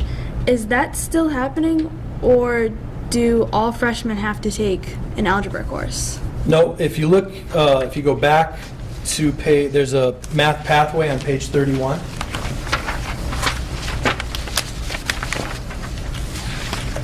And that math pathway, a student could come in from the middle school and go right to the geometry honors. Okay. That still exists. That still exists, yeah. Just wanted that. And then that student would be on kind of a fast track towards Algebra 2, pre-calculus, and calculus. Okay. Okay? Samantha, did you have a Yeah, I was just curious, since Bailey brought that up, with the whole skipping the Algebra 1 portion and going straight into geometry, that's more of just a fast track, and they wouldn't receive any pre-credits for taking that algebra in the middle school? No. Oh, okay. Nope.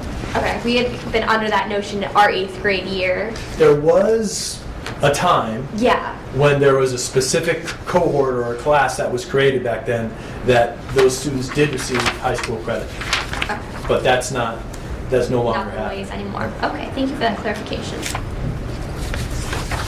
Not for this meeting, but down the road, I just saw this as I was moving through. I was struck the other day when I was talking with a couple of students when I was visiting the school that they were taking online classes. And I was wondering if at some point we could just get a report about how many kids are doing through the virtual high school then, right?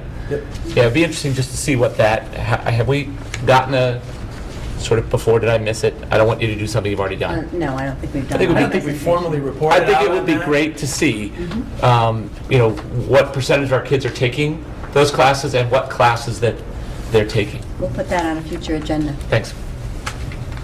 On page 34, math literacy and application. Now, we have the need to help remediate and catch up kids as they're coming up, but there's also a need within the school, once they're at the high school, for those students who have scored below 230 on the MCAS to give remediation at the high school. And if you look at that 287 math literacy and application, that's exactly what that's for. And in our discussion about that class, we didn't want to just simply focus it on MCAS. And so the PSAT and that test that they take in the sophomore and junior year is also being prepared for in that class. I was just thinking of Mike's comments earlier about the NEASC, and isn't it great that the College Board now has us taking right? The PSAT is a 4-fee test? Yes. Yeah. And they now have folks taking it as sophomores and juniors. Sophomores and juniors. The monster of New Jersey grows,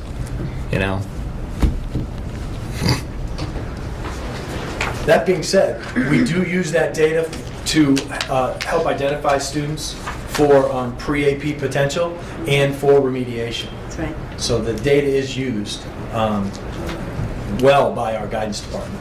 Absolutely. Another exciting class, at least I guess from the math perspective, on page 36 at the bottom, the advanced placement statistics. We're in our final years of the MIMSI grant. And last year, Mr. Colbeck came to me and said, hey, we need new books for our statistics class. Let's buy a book for our honors class that's an AP book. And so we bought that in hopes that we would be able to expand our AP into AP statistics. Mr. Colbeck is going to be trained this summer, and we're going to offer AP statistics next year on our program of studies. Right. Science department, I know you're waiting. The science department, I would like to stop you on page 38. That's the science pathway. Right. Because the NGSS, the next generation science standards, are coming out. They're in draft form, but they're coming out, and there's a revitalization of earth science in those standards. So what we're trying to do is respond proactively to that regeneration of earth science. All our students, when they come up from the middle school, are going to take earth science and the environment, and then they will have an opportunity to take either in their next science class, either a biology class and track towards biology on the MCAS, or physics and track towards physics on the MCAS. So we will be offering MCAS physics and MCAS biology to our students. It's pretty exciting. I forgot to mention at the beginning that some of the changes are precipitated by new teachers on staff. So we have some new teachers with new ideas. We also have a physics teacher that's just a fantastic teacher, and he's doing a wonderful job, and we want to expand that physics program for our students. Vito, I'm sorry, but Yes, sir. But I'm not. It just seems to me that the pathway page is great. At some point down the road, I would recommend that the sequence of course listings correlate with the pathway rather than being done alphabetically. Right? Our course, for example, in math, even though you go Algebra 1, Geometry, Algebra 2, Yep. right? That's not the way the courses are listed in sequence. They're listed by their alphabetical. And you're talking about in the program of Right, studies. the way the yes. actual course booklet works out Yeah. doesn't follow with the flow of classes you take. It's driven by the first letter of the course name. It just seems to me that as a consumer who's looking at this, I'd rather look at it in the order of the courses as I might take them, rather than say, okay, because I don't go from Algebra 2 to AP Calculus, for example, but I do in the book, right? So I think let's make the pathway sheet the guide for the way the course descriptions run the rest of the way. We discussed that. We discussed that. Okay. I'll Yep. take that under advisement. I appreciate the respectfully input. disagree with you. And I'm sure, I'd love to hear why. This is the only way that's ever presented in college or in university. And you certainly need to get used to reading a course catalog in the fashion that it will be presented to you in future. Plus, The only way? it's the general way. Okay. What is the general one? In the alphabetical listing under departments. It's Right, by illogical. number. I respectfully disagree with that. I think they listed by the courses and the sequences and the requirements that you take in many colleges. Well, anyway, I think the point is that it has been discussed, and certainly, the suggestion will be brought back to the team leaders and to guidance, and certainly can be discussed for the next program of studies. I know that from a student's perspective, a lot of students, when they're going to sign up for their classes, they know what classes they want to take. So having to find the numbers to write them down, it's easier having them in alphabetical order, because we can just find like the first letter and then go from there. And a lot of the work that's done before this document goes home and before the students have it is done with guidance counselors.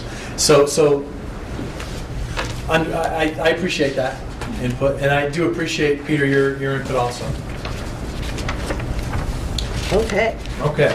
Forensic science, eh? Forensic science. So as you move through, forensic science is a quarter class, and the movement, what we're trying to do is move towards AP classes that are not a full year, but that give us an opportunity for students to have as much time as they need within the school year to prepare for the exam. So what we're looking at is, in the next iteration, a 3/4 AP class, and then a quarter class that balances it. So this forensics class, you'll notice it's a 2-quarter class. This is Mr. Sheehan's thought, our chemistry teacher. I can do AP Chem in 3 quarters, first semester and first quarter of second semester, and then I can offer them a nice, exciting forensics class for that last quarter of school. So get them prepared for the AP, but then give them something that's exciting and fun that they can be challenged by. And this isn't AP. And that is not AP. Thank you. That's correct. That is correct. What does the E stand for at the end? I missed that. I'm sorry. Elective. Just the, okay.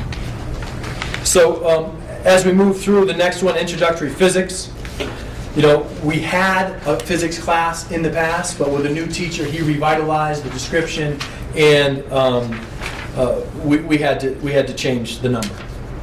So we have introductory physics, and that class is going to be offered not to juniors and seniors as it was in the past, but to freshmen, and then there'll be an honors level physics class for upperclassmen also. There's also, we want all students to have an opportunity to enjoy physics, and so Physics and Society is a survey class that Mr. Phelps is offering, and you might have seen a newspaper article where there were some students in the park, and they were doing some tests with the police department, the fire department helping us, and that was Mr. Phelps's Physics and Society class, and those students were really enjoying that activity in that class with Mr. Phelps. Yes, sir. You indicated introductory physics was a freshman class? Yes. It indicates it's a sophomore class. Oh, sorry, you're right. I apologize. The environmental science is our freshman class. Thank you. I appreciate that. The physics class, the introductory physics, is sophomore year, and then when they would take the MCAS. Robotics. This is one of those exciting new building pieces. In the new building, we have the opportunity to offer robotics, and that's where this course came from. I really can't wait for everybody to get in there and see what's going on in the building now. That robotics space has an electronic panel and 6 stations in the back of the room where students are able to do experiments. And I know Mr. Phelps wants to clone himself so he can be upstairs and downstairs to take advantage of the building. Lots of pictures on my Facebook page if you want to see. So if we skip through specialized programs, because there are no new classes there, to social studies, and in social studies the big change, I shouldn't say the big change, but a change is an expanded AP offering, which is AP U.S. Government. And what Ms. Brown wants to do is she wants to have the We the People be a component of AP U.S. Government, and then the U.S. History to have We the People back out of U.S. History so she can really focus on that U.S. 1, U.S. 2 in that AP U.S. class.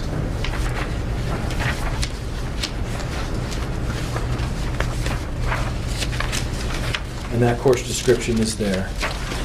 Technology is another place where there's a lot of new classes.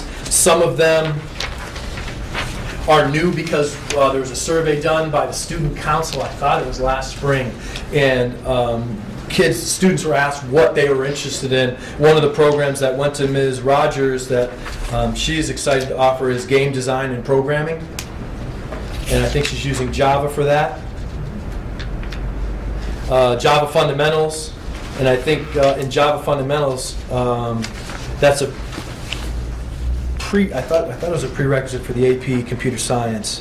Prepare students for AP computer science. Can I back you up on something? Sure. In relation to the new AP US government offering? Yes. We have as a policy in the description that students are required to take the AP exam. Yes. When does the course run? It's a semester course. It would be a semester course. But does it run in the fall?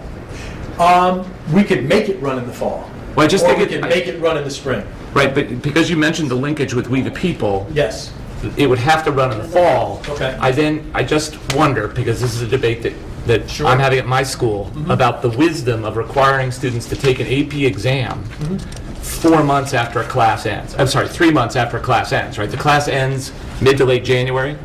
The AP exam won't be until the middle of May. They'll be busily doing all of their other coursework. So again, I defer to you guys as to how you handle that requirement piece. And I don't know what the College Board, I think that's also in New Jersey, isn't it, says about this. But I think that you know, there's a certain sort of logic test to this, that we're essentially asking kids to continue to study for an exam when they're not meeting with the teacher or the class, and that we should be thoughtful about doing that. And in AP Environmental Science, for example, that course runs in the fall, the exam is in the spring. Right. And the rationale for running in the fall is because that's when the experiments are done, and a lot of those experiments are outside, can't do them second semester. It's just not practical. So we run it in the fall, the students take the exam in the spring. And there's a huge benefit, not just we the people, it's a huge benefit for a student in grade 11 or particularly in grade 12, to have this on their transcript when they're applying to college. I mean, it really makes sense to have it in the fall. I just wonder about the writing in here, because there's an expense associated with that. So we're essentially saying to somebody they have to spend money on something that they won't have been studying for a few months. I guess my suggestion is that it be that the being required piece, unless that's mandated by the College Board. I thought all the College Board said was that you had to certify your curriculum. And we do, yeah. Which we do. Everybody does that now. But I don't know that they also require that you say to the students that they must take the exam. I know why they want you to. Revenue. You got it. Are they currently required to take the exam? I know, it's if you're going to take the class, then it makes sense to take the exam. Correct. But they're not currently required to take it. All of our students that are taking the classes are taking the exams, yes. But they're not required to. Oh, it says that they are. They are. I think you are required. Right. So again, I think it makes sense in AP US History because AP US History runs all year. Yep. So, the teacher, in this case Ms. Brown or whoever it is working with those students actively right up to the date where they take the exam. It sounds like that you've got good experience from the environmental science, and maybe that will transfer over to AP US Government. And I would guess that your team leaders and teachers who are teaching these courses were instrumental in creating these descriptions, course descriptions. Yeah, they certainly weren't generated just by me. They're generated by the department. And English classes aren't always run second semester also. So what our teachers and students have done have remained in contact after the semester change, gotten together, studied just like our students get together for the Mimsy grant and study on the weekends, which is above and beyond what they're required to do. And I think, and I guess that's my final point on it, is that because of the increased importance of these standardized tests in the lives of our children, that we can sort of willy-nilly just keep adding and walking down. But at some point, we want these kids to have a balanced life. Yep. And while there's pressure for them to take more and more of these AP classes and to prepare for these exams, if a student is taking, and I don't know that it would happen, but let's say they took AP US Government in the fall and AP Environmental Science in the fall, they could conceivably have a full course load in the spring and be studying on the side, above and beyond, for 2 other classes. And I know that for some kids that makes sense. I just think when we write required, we're endorsing that. It's different than they're choosing to do it. We're, by requiring it, endorsing that that's the way to do it. And I, for one, dissent from that. I don't think we should require them to take that. The reason why we're requiring it now is because it's paid by Mimsy, and they require it as part of the grant. Is that That's correct? where that started, yes. That doesn't apply to AP US Government. Doesn't. No, but I think it's been kept parallel. The U.S. history was parallel to the Mimsy requirements, so. That's true. Doesn't that put the kids at a competitive disadvantage if their test scores are compared to kids who were taking the test right after they complete the coursework? I believe so. And so we deliberately sort of give them a lesser shot at being equal. It's always been the debate ever since we've offered the AP courses, because we're block scheduling, and as long as there's AP classes offered in the fall, you're going to have that. And we've had very good results, excellent results with our AP courses. So, I don't know that it's had a negative impact. I mean, it certainly seems like it would potentially could but our results show that we've had excellent. Right, I was going to say, the results have always been positive. But well, exactly. I would simply say, to Mike's point, every kid who's getting a 4 now, I imagine if they took the AP exam right at the end of the class, might get a 5. And the kid who's getting a 3 might get a 4. That's just... I guess I don't understand why it has to be required. It started as a piece of the grant. We're in the grant agreement with Minzy, and that was one of the things that we needed to do. But going forward, since this is basically the last year, Well, next year is the last year. Next year's the last year. That will be in it, unless we decide to pursue it as, they have a kind of an a la carte menu that we could pursue it on. I don't remember exactly what they termed it. But we could pursue working with them still, because some of the greatest benefits of the grant are the trainings for teachers, the collaboration with teachers, and the fact that students are able to work with their peers on those weekends in preparation. Dr. Perrone, I think we probably need you for another visit. I treasure our time. But I think tonight that it might be best use of our time if we proceed forward with the new courses. I defer to you.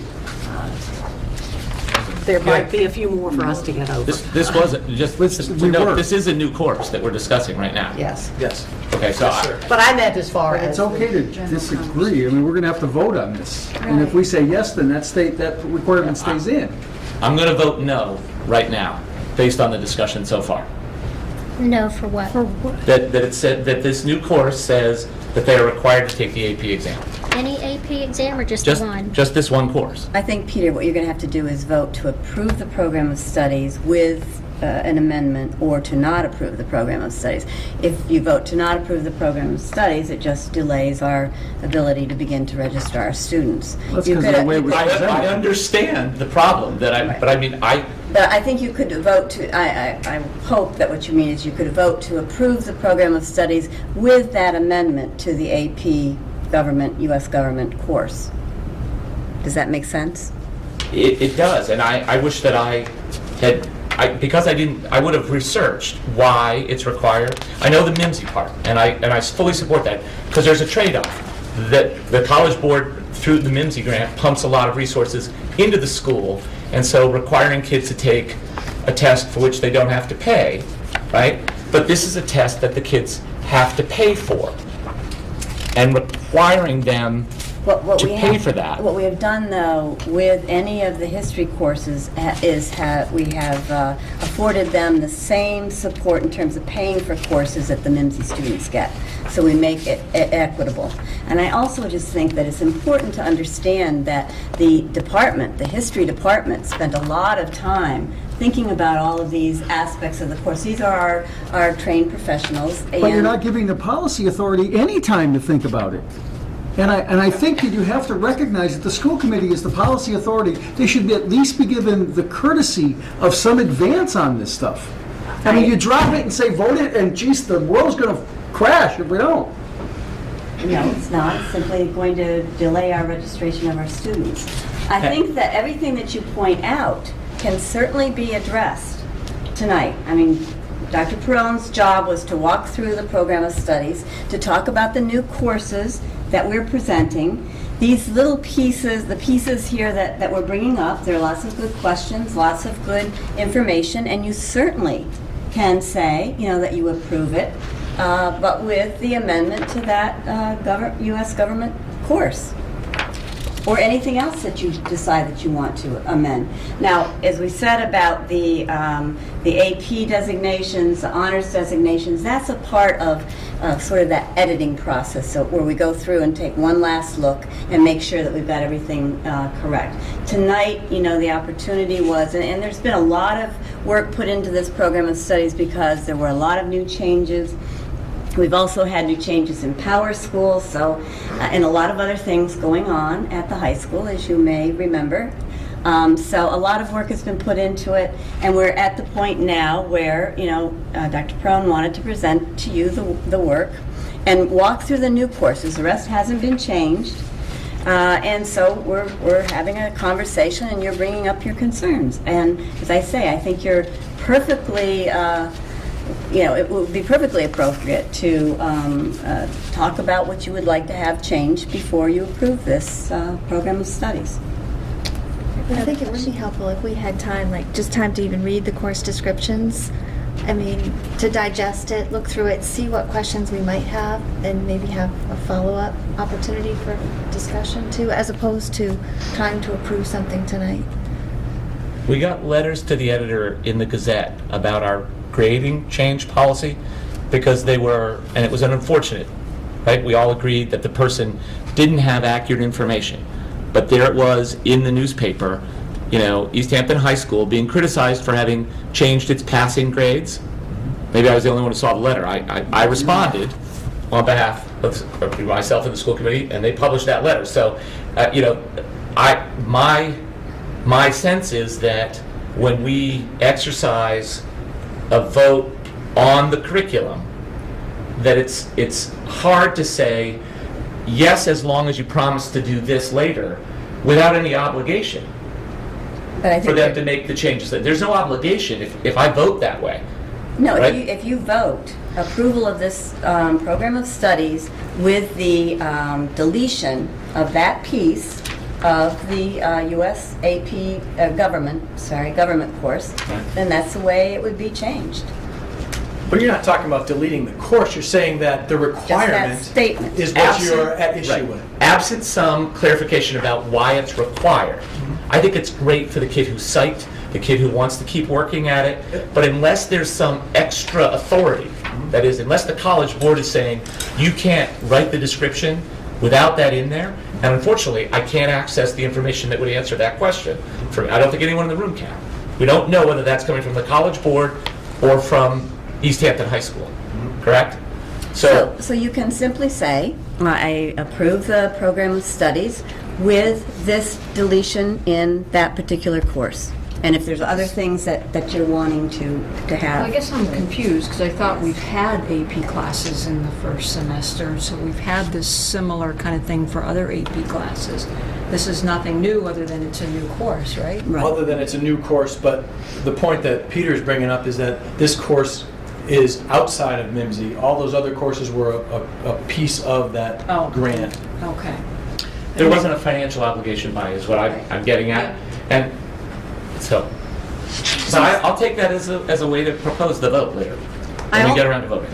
I also think that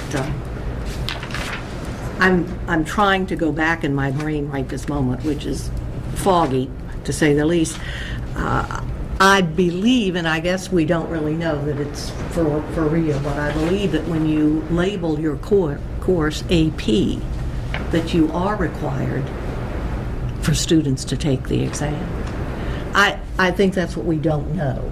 Correct. I believe that we don't know. But it's always been my understanding that that's the whole point of calling the course an AP course, that you are then able to, in the class, work to taking the exam. I know you can take the exam if you don't take the course. Correct. We all know that. But I do believe that there is a requirement, if you're going to call it AP Government, and then say at the end of the course, now you can take the exam if you want to. I just don't think you can then call it an AP Government course. But we clearly don't know the exact answer to that question. So I think if we just remove that statement, and if it is a requirement, students are made to understand that when they register for the course, and we can determine whether it is a requirement. No, but I would still, now you just lost me. I was with you all the way up to that, because it then sounds like if we find out from the College Board that it's required, that it goes back in. No, it doesn't go back in, but we make sure that every student who wants to sign up for that course understands that part of the requirements for that course are to take this AP exam.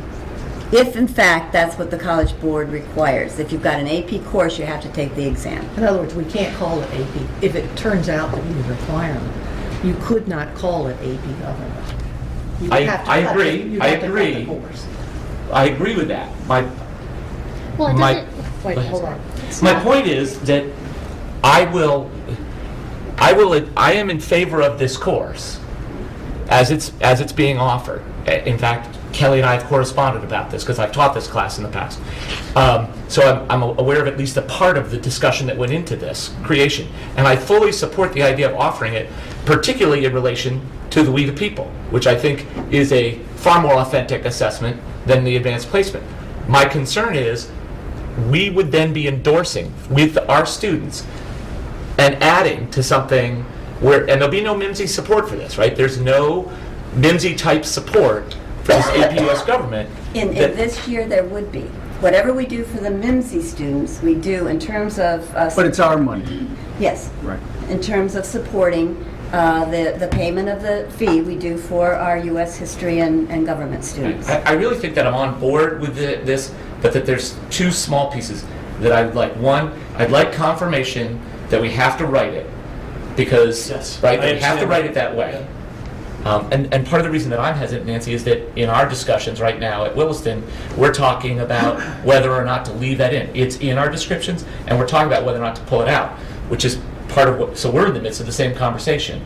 And secondly, discussing the merits of adding yet another course where a student would be preparing for an exam in a class that they're not in when they're already taking a full load of other classes. I, for one, oppose that idea and would oppose it here. You know, I guess I would abstain so as to not cause a problem, but I'm not going to endorse requiring kids to study for an exam for a class that they're not in. I may have made the mistake of doing it in the past, but I believe there was support provided for the MIMSI-based environmental science class, correct? So I don't feel badly having voted yes on that because it was built-in support. And I don't know that we're going to be able to match, because this description doesn't say that we're going to be able to match. And once it's in, we don't vote on it again. So what I believe we can do is just remove that sentence. We've got a... Yes. I have a question along that line. I do recall approving the handbook every year, but not a program of studies every year. So like Peter says, once it's in, we don't see this again until the Well, we don't, handbook. because what they present is what's different. Right. So we don't ever see it again because we just skip from one page 5 pages later. Right.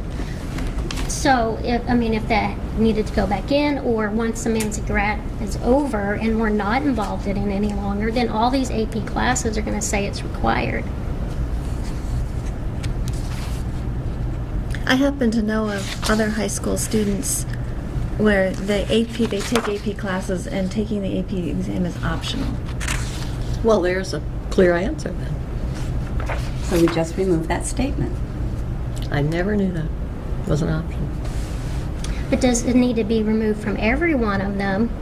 Because we're not going to be back on this again once MIMSI is gone. Or will we? Well, yes, there's no certainty. You're going to have that another we chance will. to look at the program of studies next year. But I would defer back through Dr. Perrone and the team leaders to hear from the department. You know, we might say we're taking it out just on the basis of our limited knowledge in terms of what we've learned tonight. I think that it would be useful to hear if we vote that way. Okay, if we vote to make it optional, to take this sentence out, the teachers may have a very good reason that helps me and anyone else who's concerned about it say, oh, well, you didn't think of that. Oh, right, okay, yes, put it back in. At least, again, procedurally, we got this tonight when we got here. We've raised what I think are some fair questions, at least some of the others, I won't speak to mine, and I think it would be great to hear what the teachers say back to us in response to those questions. And could you speak for a moment to what the delay would cause? If we don't vote yes on this tonight, these are classes for next year. Next year. So we meet on March 12th. If we approved it on March 12th, what would the intervening delay disrupt at your end, at the high school? My question would be this then. What you're saying is that the approval would be for the requirement to take an exam, not to run a class. Oh, no, I think the everybody, classes- I haven't heard anybody say, oh, no, I don't want to run forensics, or that's ridiculous. No. What is Great being classes. taken exception to is that requirement, which, in my experience at East Hampton High, was tied to MIMSI in all of those classes, and because we are putting the blanket over the social studies to kind of to make everybody a part of the benefits of the program. That's where it came from. So no one's saying we don't want to run these classes. Correct. Right. Well, these classes look good. It's just the verbiage that goes along with the AP that would be approved. Correct. Because I can then schedule students based on the classes to be offered. And we can later on, once we hear back about, maybe there's a really good educational reason internal to the department for having it be required. And if we hear that, we might say, okay, leave that in, right? And I would like to research as to whether it really is required or not. I mean, you may, your department may know the answer immediately. Right. Kelly Brown may know it right this minute. But I'd like to refresh my own memory on that as to... Because since I started East Hampton High School, any AP class we've had, that's what it said. We put it in because we had a lot of students taking classes and not taking the exam, and it was educationally a way of for second semester seniors, say taking AP European History, heck, they're into college, they're all because there's a certain amount of pride that you're going to walk in and take an exam. That's a different reason than because the College Board is saying you ought to do it, and maybe the folks at East Hampton High School History Department think that's a reason for having it there. I'd like to hear that as their explanation, if it is. What's the testing cost? Better than $75 a test. Really? I think it's up to 90, but I haven't sat for an AP exam in a few years. But it's big bucks, Mike, and there's no doubt that this... Unless you're free and reduced status. Right, And then I and think it's something nonetheless, like $5. they give you, there's a whole superstructure built around this of getting kids to take more exams. All right, so if I understand, if I can summarize a little bit here, I'm not sure. You all jump in if I'm not summarizing it correctly. But Dr. Perrone, you need a go-ahead tonight. Is that my understanding? I know that Peter had just asked you what would happen if you were delayed in getting an approval of this. So I'm not sure we got a response from that. My response is, as long as the courses No. What will happen if we do not vote on this tonight? Which means that the courses have not been approved. Until March 12th. What would that do? That's the question I understood that Peter Yeah, that's what I was asking before. Right, if I can just jump in, I think he's saying, could we approve the courses? Oh, yes, I understand that, but I'm trying to get an answer to what would happen. If the courses are approved. No, if they're What if they're not approved? What if the courses are not approved, then... Until March 12th. Until March 12th. Understood. What happens? Then the registration process cannot proceed. When do you start the registration process each year? We start Normally. the end of February and the beginning of March. Okay, so that answers. Yeah. That answers the question, that you would be delayed in being able to register your students. Okay. So that would not be desirable for you. Wouldn't be desirable, but again, the courses aren't the problem. Right. The fact that a requirement to take an AP exam is a problem. And it's not even a problem in all the other AP classes. All right. It's government. Let's see if we can, have we gone over all the new classes? I have not. Then let's see if we run into any more concerns as we Okay. go over the rest of it. I tend to doubt that we will. It's possible. We're looking at technology right now. Java fundamentals, I think we got to, and then I went back. Okay, so we're into, I think, on page 58 or 59. Yep. The next course, on page 63, is Structural Design and Engineering Basics. It goes with our design technologies in the new fabrication lab, and it's a third class that Mr. Revord will offer in that fabrication space. Okay. There are no tests that go with it except the project final exam. Visual and Performing Arts, bunch of new stuff. Again, part of the reality there is we have new teachers in each of those three positions. Ms. Davis is kind of getting her feet underneath her as she starts revitalizes her role within the drama program. Then we have Mr. Waynelovich and Mr. Ilson, who are bringing new ideas to both of their programs. So two-dimensional art, three-dimensional art. Of course, we have a kiln in the new building. So he's going to have the visual art and then the 3D where he will be able to use that new space. You know, what does, Dr. Pearl, what does CVTE and T stand for? I get that E is elective, so T next to it, course, stands for... Which page on there? I'm sorry, 63. I'm a little slower than everybody else. Okay. So I know we went by that course. I just want to be sure I know what T and CVTE stand for.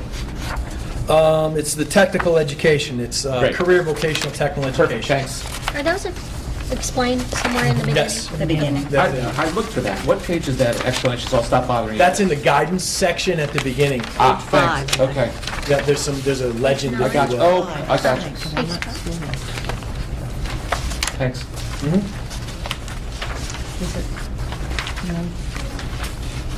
Guidance department. Let's see. Drama 1, again, it's Ms. Davis's attempt to kind of restructure within drama to make things work, to support what she brings to the table, which is the set design and those things behind the stage, and then to also balance the need to help us prepare kids for the performances.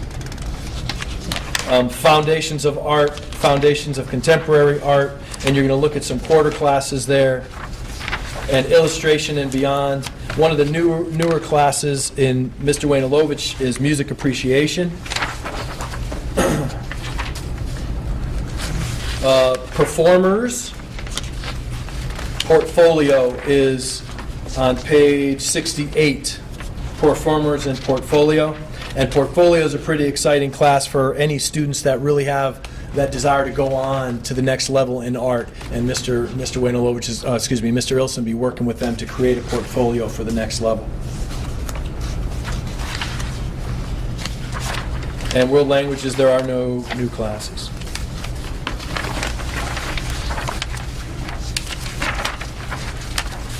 I'm sorry, I'm still looking for that thing in guidance. I couldn't find it.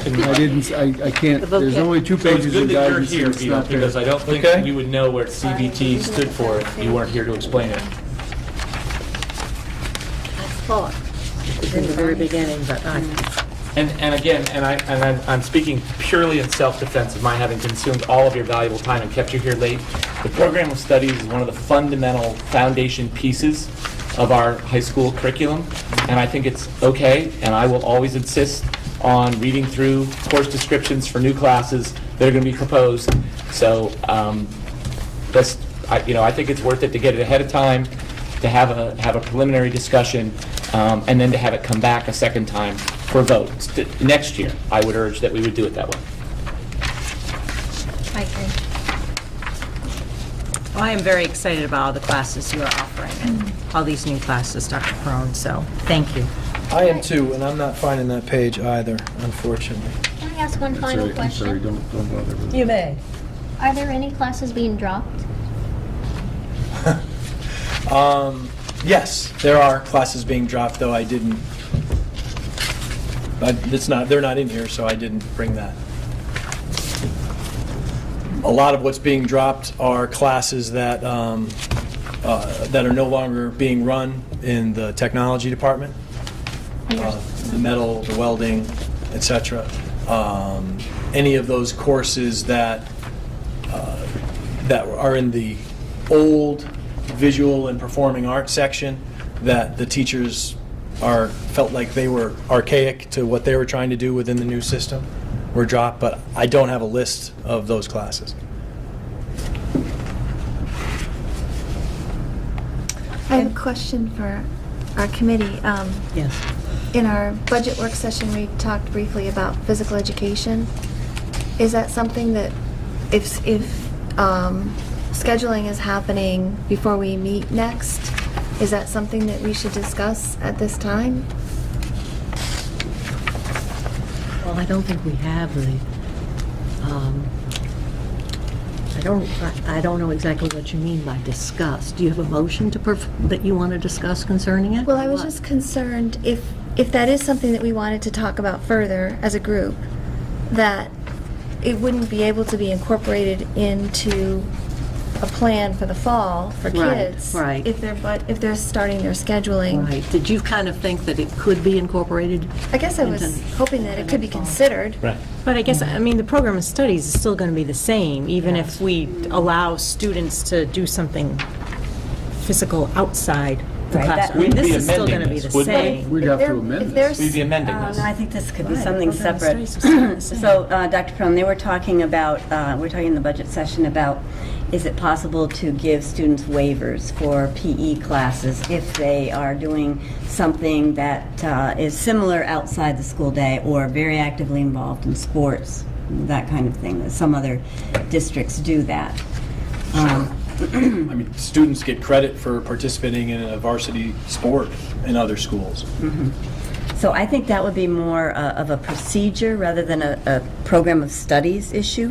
You know, that we would determine that, you know, in our high school, that would be a policy or procedure that we would want to follow. Right. So it wouldn't necessarily have to be tied to the program of studies. And I understand that. My only concern was if he indicated that the scheduling process with students begins before we meet again. Kids would be registering for classes that they may not necessarily have to take, and it could completely impact their choices and decisions in the scheduling process. It would certainly affect what a student, if I need to take 8 credits in PE, but I can get those credits By being on the in varsity another basketball team. fashion, It would affect it what would you signed affect the up for. numbers of students that are the taking whole classes. scheduling process. I just think that at this point in time, when we really need to start doing our scheduling in February or March, that to try to get the facts on that and to implement that before we start to schedule would be very challenging.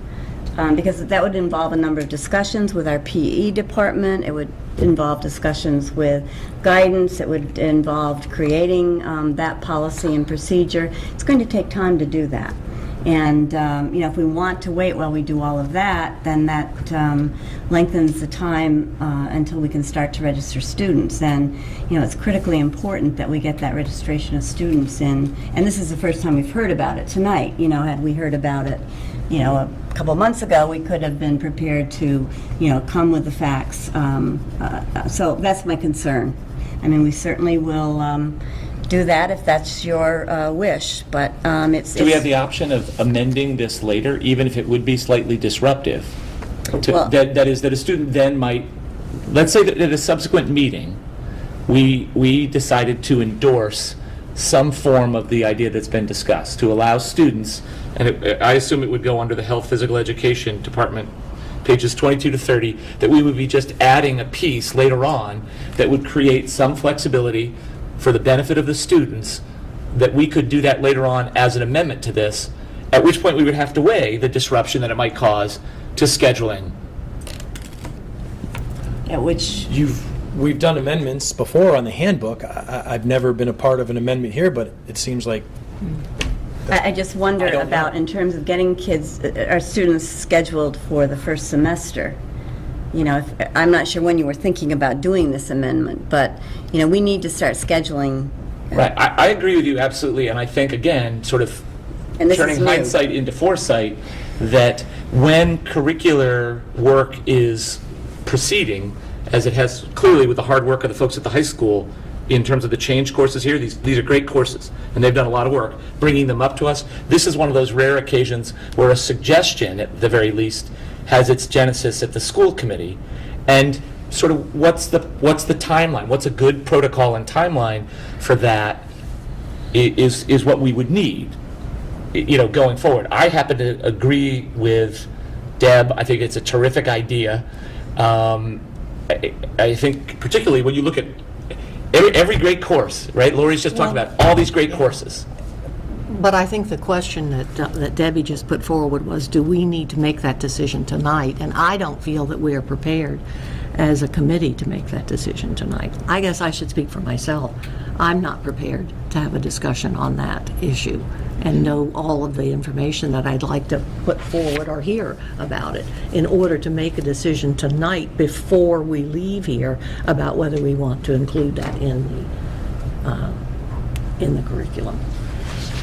I think what we've done is said, yes, let's find out about it and Yes, pursue yes, it. and I think that is absolutely. And it sounds like we're willing to explore an amendment if, once we Yes. have all the facts Yeah. and information. That would be a good process. I mean, that's a process that we could follow more easily. Yes, I just would feel, I'd feel really nervous about jumping to that vote tonight.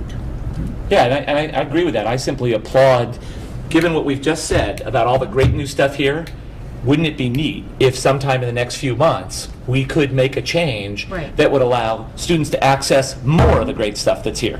And I think we're all in agreement of that. Yeah. So, I think we're all in agreement that we should look into that. I don't, I think that's the way I would feel about putting it, that we're in agreement to see what comes out of that discussion, further discussion. I'm concerned that we don't know what we're dropping, and that we don't have a clear understanding of how some of those more manual skills are going to be given to our students in the new facility, and mostly because we haven't been given a list of what's being dropped or what's being swapped. Yeah. And I'm thinking it's more swap. It's more, we're not going to do this traditional metal shop. Right. Because it's kind of very basic, and we're going to do it here in robotics, or we're going to do it on however.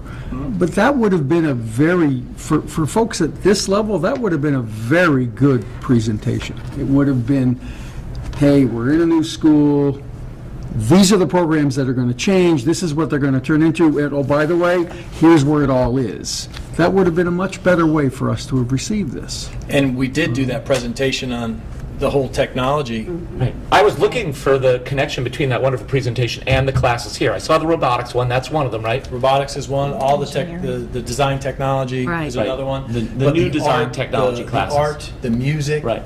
the science, the math, those arose from curricular discussions, Yeah.